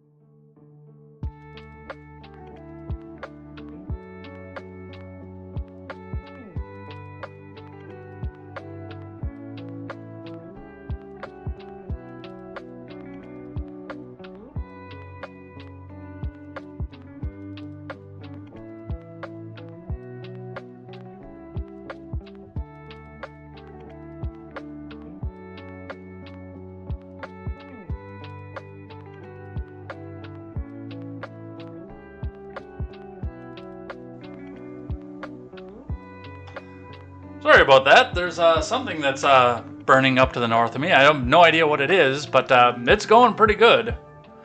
Good enough that for a moment I couldn't see the street, which is not far enough away from me that a little bit of smoke should have interfered. So it looks like it's clearing off now. Alright, anyway, speaking of smoke, back to what I was saying. From Bradford Vets. NATO-led forces are prepared to intervene in northern Kosovo if stability in the region is jeopardized. NATO said in a statement Sunday that tensions are on the rise in the northern municipalities of Kosovo and that Kosovo Force Pristina was monitoring the situation closely. Again, the question I have for this is why neither member is a NATO member. KFOR, the NATO-led peacekeeping force, was established in 1999 with the adoption of UN Security Council Resolution 1244. Okay, that's why. asked and answered, which came in response to the worsening humanitarian crisis. Tensions are again on the rise amid a new government regulation that will compel people entering Kosovo with Serbian IDs to replace them with a temporary document during their stay there.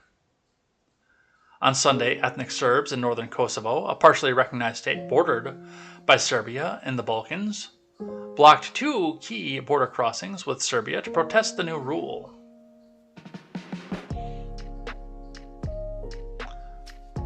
NATO said KFOR was monitoring the situation closely and is prepared to intervene if stability is jeopardized.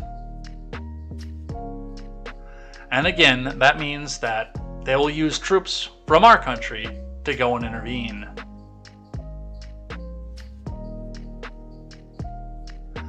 And from Ron Heldon's favorite publication, from his favorite politician, from Bloomberg.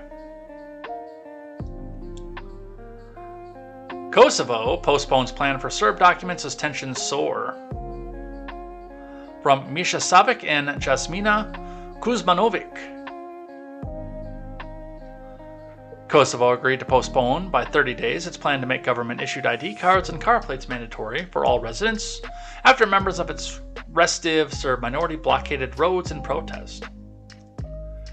Kosovo, which declared independence from Serbia in 2008, said the planned action will begin on September 1st instead of Monday. Kosovo force led the NATO-led peace mission deployed in the former province says it was prepared to intervene if stability is jeopardized. So, they're going to hold it off for a couple weeks. We'll see what happens, but I'm willing to bet this is going to boil over before midterms.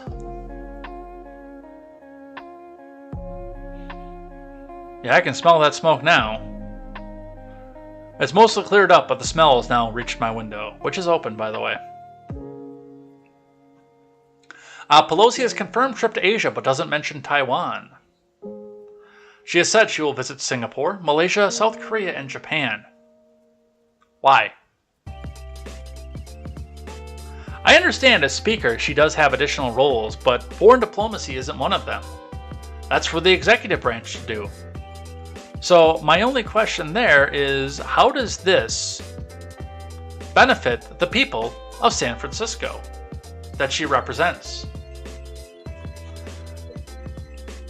Can anybody answer that? Because this is not the first time she's done this.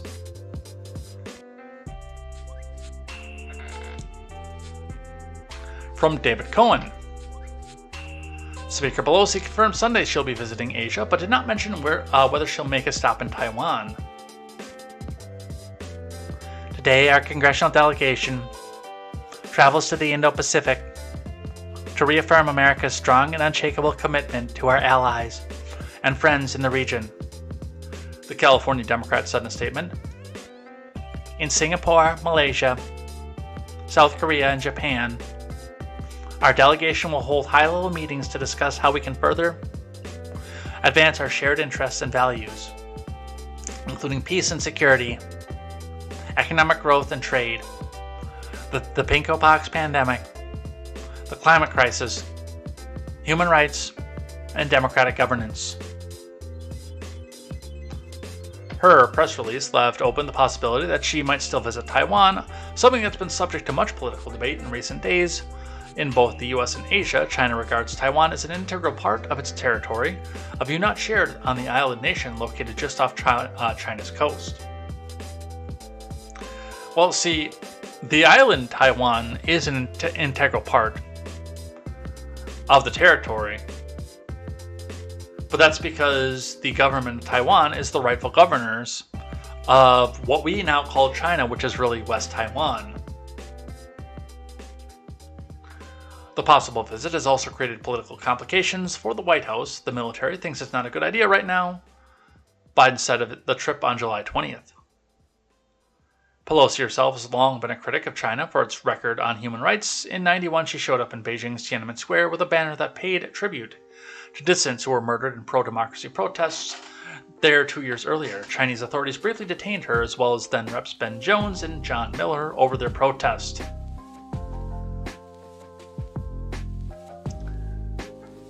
It does sound like she's going. However, from The Hill, this is left over from Friday, Pelosi inviting members of Congress for her Taiwan trip. From Laura Kelly, Speaker Pelosi has sent an invitation to members of Congress to join her on a planned trip to Taiwan, according to a House aide. Michael McCall, the ranking member of the House Foreign Affairs Committee, was invited to join the Speaker to visit Taipei, but was unable to attend because of a previous commitment. His spokesperson, Leslie Shedd, confirmed to The Hill.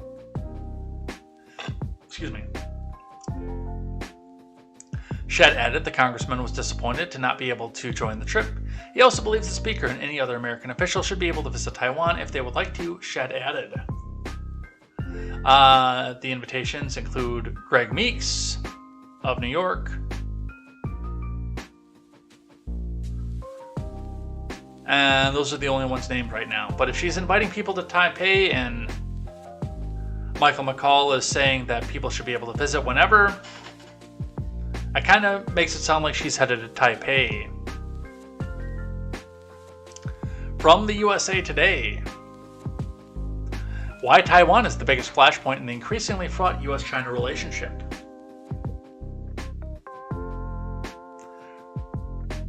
That one has to be archived. Let's see if it's already archived. It was. Haha, winning. From Maureen Grappe. There's no shortage of conflicts between the US and China, a relationship that foreign policy analysts expect will define the 21st century. But an escalating confrontation over Taiwan is dialing up the tension. A potential visit by Speaker Pelosi to Taiwan comes as the US has been sending new weapons to the self-governing island to help shore up its defenses against China's increasing assertiveness towards what it views as a renegade province.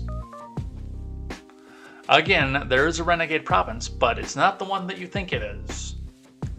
Pelosi's office on Sunday confirmed she's leading a congressional delegation to 4 stops in the Indo-Pacific: Singapore, Malaysia, South Korea, and Japan. Taiwan was not mentioned in the statement. During his own trip to Asia in May, President Biden said the U.S. has a military commitment to defend Taiwan.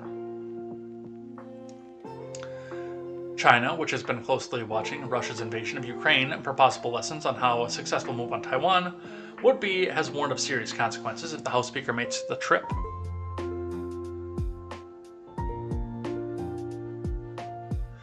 Taking up a tough line could help the Chinese President Xi Jinping ahead of the Chinese Communist Party's big meeting this fall, where he hopes to secure an unprecedented third term. So it looks like accompanying her will be Greg Meeks, Mark Takano of California, Susan Delbene of Washington, Raja Krishnamurthy of Illinois, and Andy Kim of New Jersey, all Democrats, according to a press release from Pelosi's office on Sunday. Most of them are actually West Coast Democrats as well, so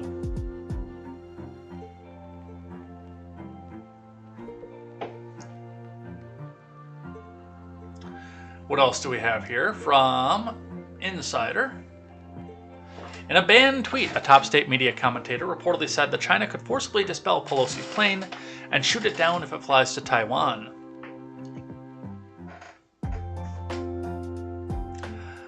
For legal purposes, I do hope that Nancy Pelosi has a long life and makes this trip and makes it back and lives to the ripe old age of 100 or more, and nothing bad happens to her. Don't ban me, Susan.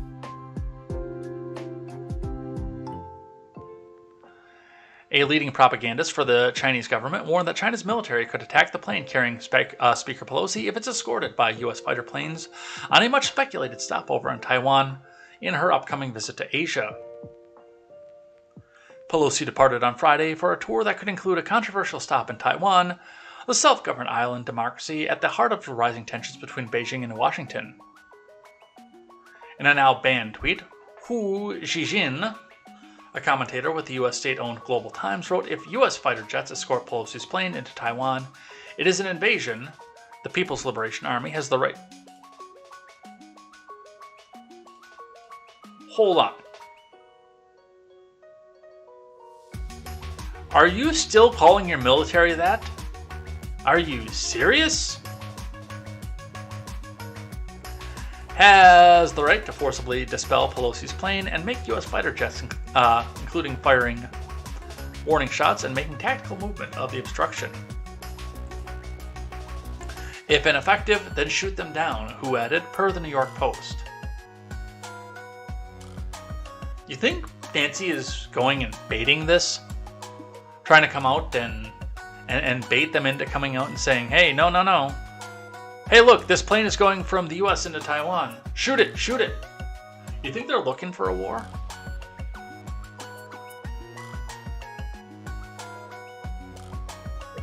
Kind of curious about that.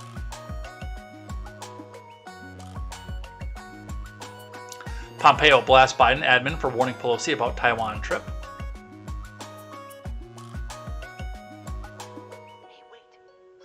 Pompeo criticized the Biden admin for warning House Speaker Pelosi against traveling to Taiwan during the congressional visit she's leading to Asia. The Trump admin Secretary of State told WABC 77 AM's Cats Roundtable to allow America to be bullied by the Chinese propaganda following Biden's phone call with the Chinese President Xi Jinping, would send a really bad message to our friends in the region, the Australians, the South Koreans, and the Japanese.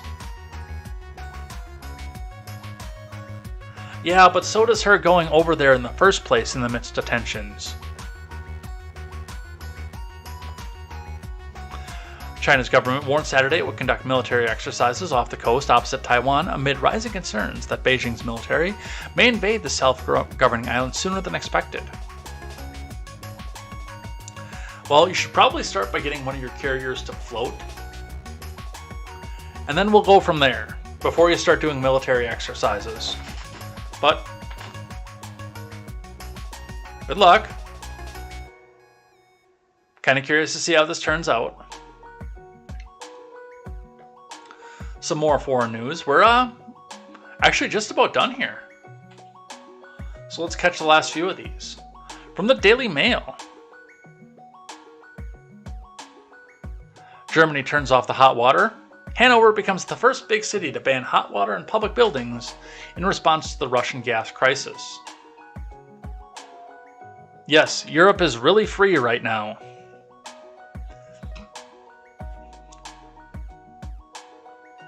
From Walter Finch for Mail Online.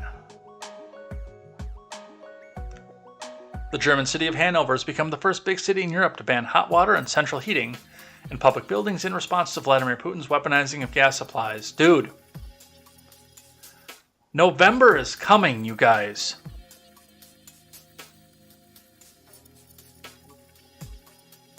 Just so you know. You guys are going to have to figure this out really quick.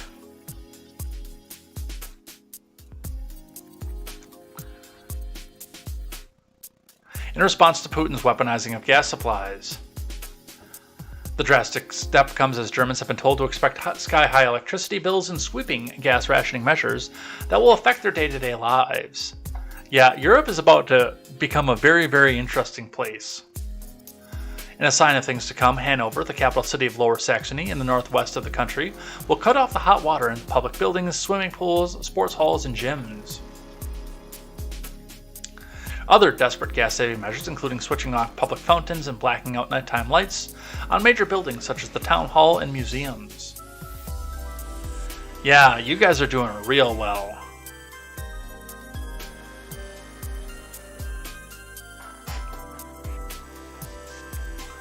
The city's mayor, Belit One, spoke of an imminent gas shortage that meant they had to reduce the city's energy consumption by 15%.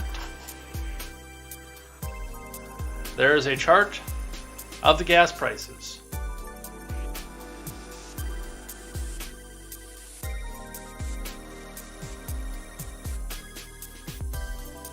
The plans for shutting off heating within the public building between April and September each year, and the thermostat set at just 20 degrees for the rest of the year, although there will be some exemptions. Yeah, you guys sound like you're doing great. That sounds like you're doing fantastic. Germany, like most of Europe, has been enjoying hot summer, which should soften the blow of cold showers, but public officials are introducing the measures now in fear of what awaits them when the season turns. Again, I've mentioned, okay, maybe they're having a heat wave in Europe. We're not having one here. I was actually slightly surprised how bearable it was in Georgia when I was there. I mean, it was still boiling for me, but bearable at least. And then again, this year, the air has been on. I still think we're in single-digit numbers of days for the air being on. The windows have been open most days. The only thing that I think I'm going to change is I think I'm going to go see if I can't get a box fan of sorts. Because the way that this cheap apartment is allotted in the building, there's no cross flow, no airflow at all. But otherwise, I mean, it's staying nice and cool in here, so.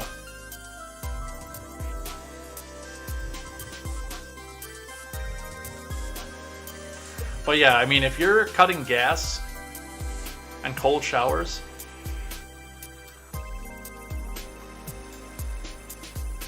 yeah, you're doing fantastic, aren't you?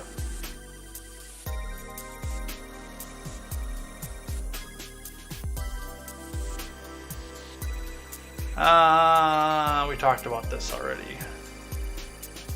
I don't see any new information here. Let's keep going. A local one for us here.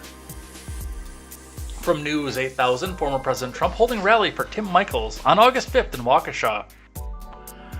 Right before we went live, I went over onto our HR platform and put in for that day off. That is a Friday, unfortunately. I was really hoping that they do it on a Saturday, but that is on a Friday. I'm going to see if I can go. And we'll do some live streaming from the ground. Because it's actually not that far from here. The ground's open that day at 2 p.m. with Trump taking the stage at 7. And I can probably be there for most of that day. I gotta figure out what tickets cost and where it is in Waukesha. From Ken Kozarowski, former President Trump will rally Wisconsin voters for his favorite gubernatorial candidate, Tim Michels, in Waukesha on August 5th. You know, I actually kind of like Tim Michels, too. I don't think I could go with Clayfish just because I know that she's endorsed by Walker, who is an idiot. But yeah, if we can pull the day off, then yes, I will be going there and doing a live stream from the ground. And we'll listen to the Orange Moron talk.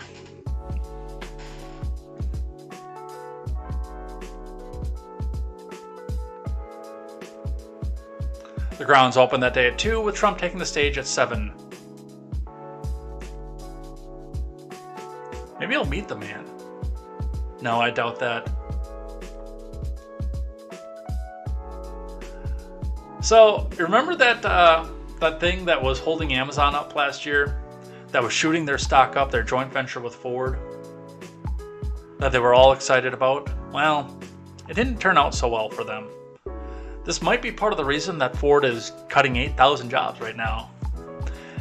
Because this was a joint venture with them as well. Amazon records $3.9 billion with a B loss on Rivian investment, bringing markdown for the year to $11.5 billion with a B.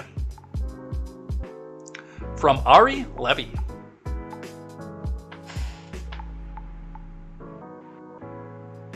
Amazon's stake in electric vehicle maker Rivian Automotive was once worth $27 billion. That was in November, shortly after Rivian's IPO, which took place just before the NASDAQ peaked. But with investors rotating out of risk in 2022 and selling off last year's high-priced IPOs, Amazon has now taken paper losses on its Rivian stake, totaling $11.5 billion for the first 2 quarters, a stretch during which Rivian lost 3/4 of its value. Yeah, I wonder how Bill Ford is feeling about this one. I've seen one of their vehicles officially as of yesterday. When I was coming back through town, on the back road that I take in through town because of No, was it yesterday or the day before? I think it was the day before, actually. Because of the screwed up way that they have the roads down in Janesville. Going around one of the corners that I usually go down, there's a dog park over there, and there was a Rivian pickup truck. It's the first one I'd ever seen. It looks just like a Ranger.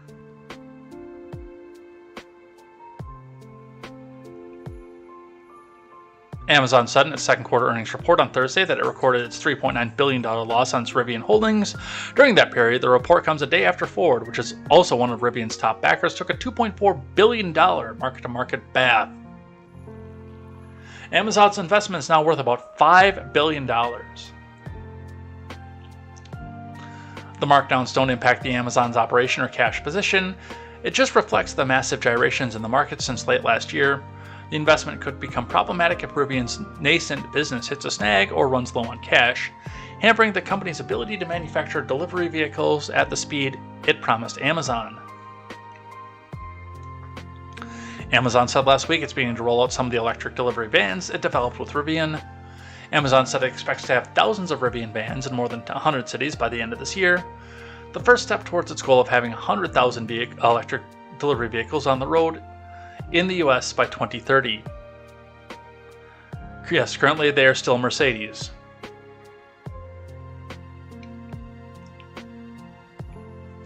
Rivian, which reports quarterly results on August 11th, has struggled to meet production goals of its R1T and R1S electric vehicles, which are focused more on the consumer market.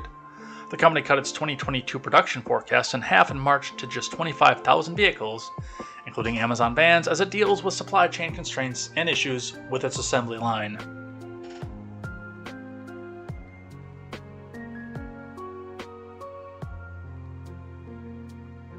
So, they're trying, but they're losing their tail on it. Partially because they can't get the vehicles in. They do have a captive market. But also partially because, for the most part, I don't think almost anybody's ever heard of this company. I'd only heard about it because we were talking about it in the finance section at the top of the show back in November.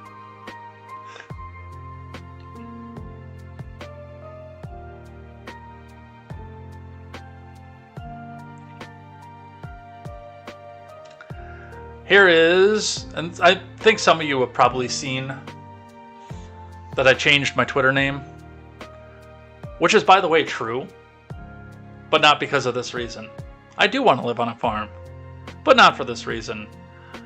We have some internalized racism here. Caleb Fleischner says, "I want to live on a farm" is code for "I want to get away from black people." And since I actually do, even before I saw this post, want to live on a farm, I thought that I might wrinkle some leftoids by changing my name to that. And this person got roundly dragged.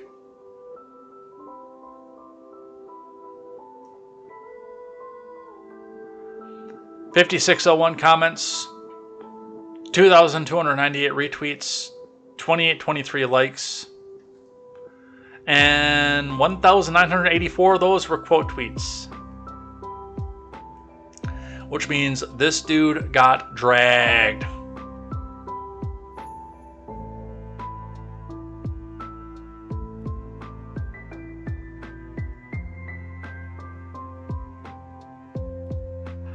Absolutely dragged. For good reason. And that meme made its way around again. I do want to live on a farm. I really do. I enjoy the idea. You can offset most of your vegetable cost, and even some of your grains if you know how to make your own pasta, wheat, and bread and stuff on a quarter acre.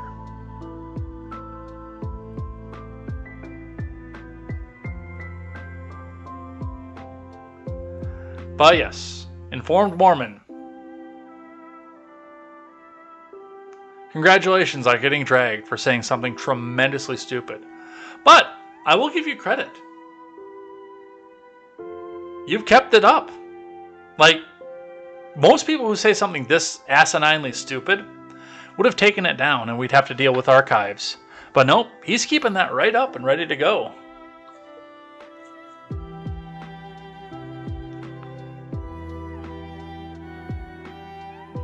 Alright, and the last one, and then we will do rules of acquisition and head out of here today. By the way, we finished everything on the stack today. It only took us 2.5 hours. But we finished everything today. Journalist barred from Alabama execution because officials said her skirt was too short and her shoes were too revealing.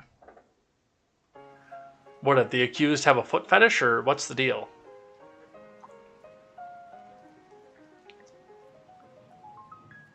A journalist was barred from covering the execution of a convicted killer because officials claimed that her skirt was too short.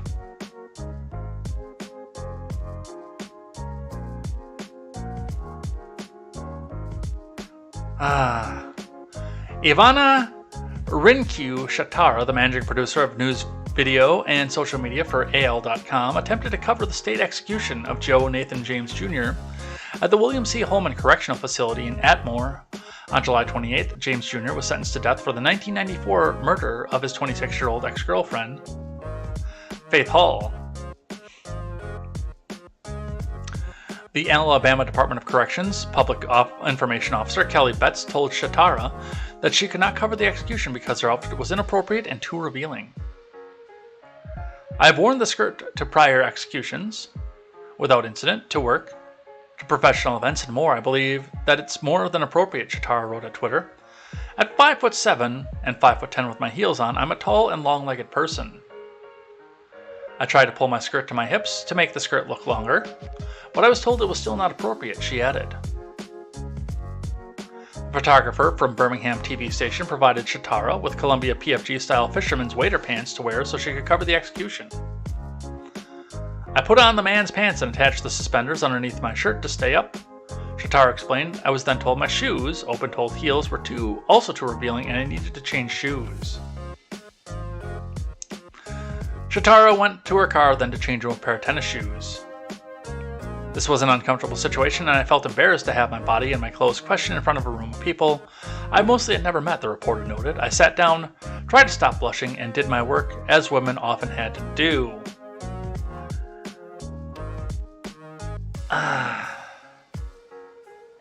The Alabama Department of Corrections dress code for visitors states that they must be dressed in business or business casual attire. All dresses, skirts, and pants shall extend below the knee, females only. And split/slits must be knee length or lower, females only. Regarding shoes, the only regulation is that slippers, shower shoes, and beach shoes are prohibited. There is no specific dress code for members of the media.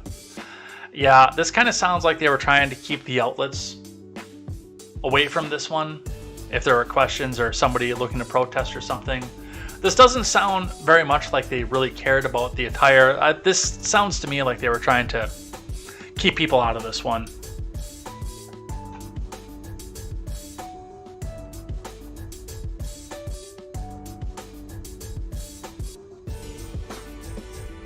So, that's what they say off of that. Yeah, I'd love to have a fish pond and fresh and shrimp. I'd look into if I had land, I would look into that aquaponic system. For £2 a day, better than being beholden to the store prices. All right, speaking of money and capitalism, we are done, except for we need to go back and check in with the rules of acquisition. And then we will be heading over to the Daily Ignoramus. So stick around, by the way, if you're on Twitch, because we'll go raid the Daily Ignoramus directly, and I will bring you right over there. If you're on YouTube or DLive, unfortunately, I don't have the technology to do that, but we have it on Twitch, so we'll go and do that. But as we always do on Monday, because I am a hyper-capitalist, huzzah! We go through and we look through the religion of a society that is also hyper-capitalist. We've been going through one a week. We are, I think, about halfway, well, maybe only a third of the way through the list. But we look at the rule of acquisition, and we try to apply it to actual human life in our capitalist system. Pre-replicator, of course. Now, we have looked at two of them that have two different rules and two different canons. The 88th and 89th. And there are two variants off of this. And now we move on to the 92nd. Because there's no 90th or 91st in either form of canon. The 92nd rule of acquisition. There are many paths to profit. This is from DS9 novel, Highest Score. The 92nd rule of acquisition is simple to look at. There's no one right way to participate in capitalism any more than there's any one right way to profit. And that is something that I think that our friends to the left are confused about what's going to happen if they do get their communist utopia out of this, is they think that there's going to be one way to profit. That's for the government to come back out and give you the profit. They can go back and do whatever they want, but they can, and it's going to be a free-for-all, and I don't think they understand that in order for the government to give you something, they need to have some sort of production somewhere. Which means, comrade, we have enough Spotify rappers. You're going to the salt mines. Oh, you're tired? Too bad. Keep working. But under a capitalist system, under a free market system, there are many paths to profit. There's no one right way to make money. I sit here every morning and read you the news and comment on it from the idea and the position of a working man just like you. And then I get up on every day except for Monday and get up and go to work. Two different ways for me to make profit. Plus, I keep all my cans. I look for other opportunities to go back out, pick up scrap metal, and take it over to the dump, especially in situations where people don't necessarily know what they have. I'm always looking for another opportunity to go back and make profit. I garden for myself to offset the outgoing costs, so I can keep some food of my own. I've learned valuable skills. And when I did live in a place that had a garage, I did a lot of auto work on the side just to help keep some of the bills paid. In fact, that is one of my big things for why I've got the PayPal link in there, to try to boost myself up. And also why I ask you for your donations all the time, etc. To get myself a piece of property where I can go and work on cars off to the side, where I can do more gardening, offset more of my costs, etc. So, there are many paths to profit. Don't bring yourself and let yourself believe that there's only one right way to make money. There's not. And if you're miserable making profit in the way that you're doing so, you may be doing something wrong, and you may seek to go find another way to do so. You'll have the opportunity. You may not be successful, but you'll have the opportunity to try many different ways of making profit throughout your life. So, watch for it. Look at the paths, and continue to make profit. And make your negus proud. And with that, we're going to head out of here for the day.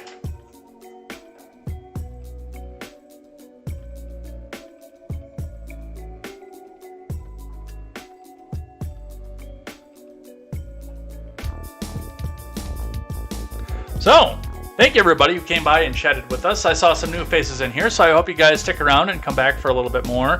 No, we are not on the AM radio, but at some point I would like to be maybe syndicated over there. It's going to be hard with their model of having commercials, 15 minutes of commercials every 10 minutes, but I'm sure that if I got syndicated, we'd find a way to come back and do this, or hey, maybe they'll just pick me up and give me a radio show. My goodness, how scary would that be? If I was on terrestrial radio, I won't go work for Fox, but I might do it for terrestrial radio. I'm not sure, but come back here, stick around, and join us here tomorrow for more contemporary. Later tonight, there's going to be some gaming stream as well. It looks like it's going to pour in just a moment here, even though there's no rain in the forecast. So I don't think I'll be out doing another big hike, although I did a really, really good one down in one of the state parks in Illinois yesterday. It was pretty awesome. But with that, we'll head out of here. Thanks, everybody. If you are over on Twitch, stick around, and we will go and raid the Daily Ignoramus from here. Is there a Daily Ignoramus? I don't even know, because I know that he's been focusing more on his music career, rather. Let's make sure I do that before I promise that to you. No, there is no Daily Ignoramus on right now. So we'll go raid Uncle Lander instead. Otherwise, we'll be back here later tonight and tomorrow for more Contemporary. And until then, I am Jay Edgar, and this is Contemporary. Take care.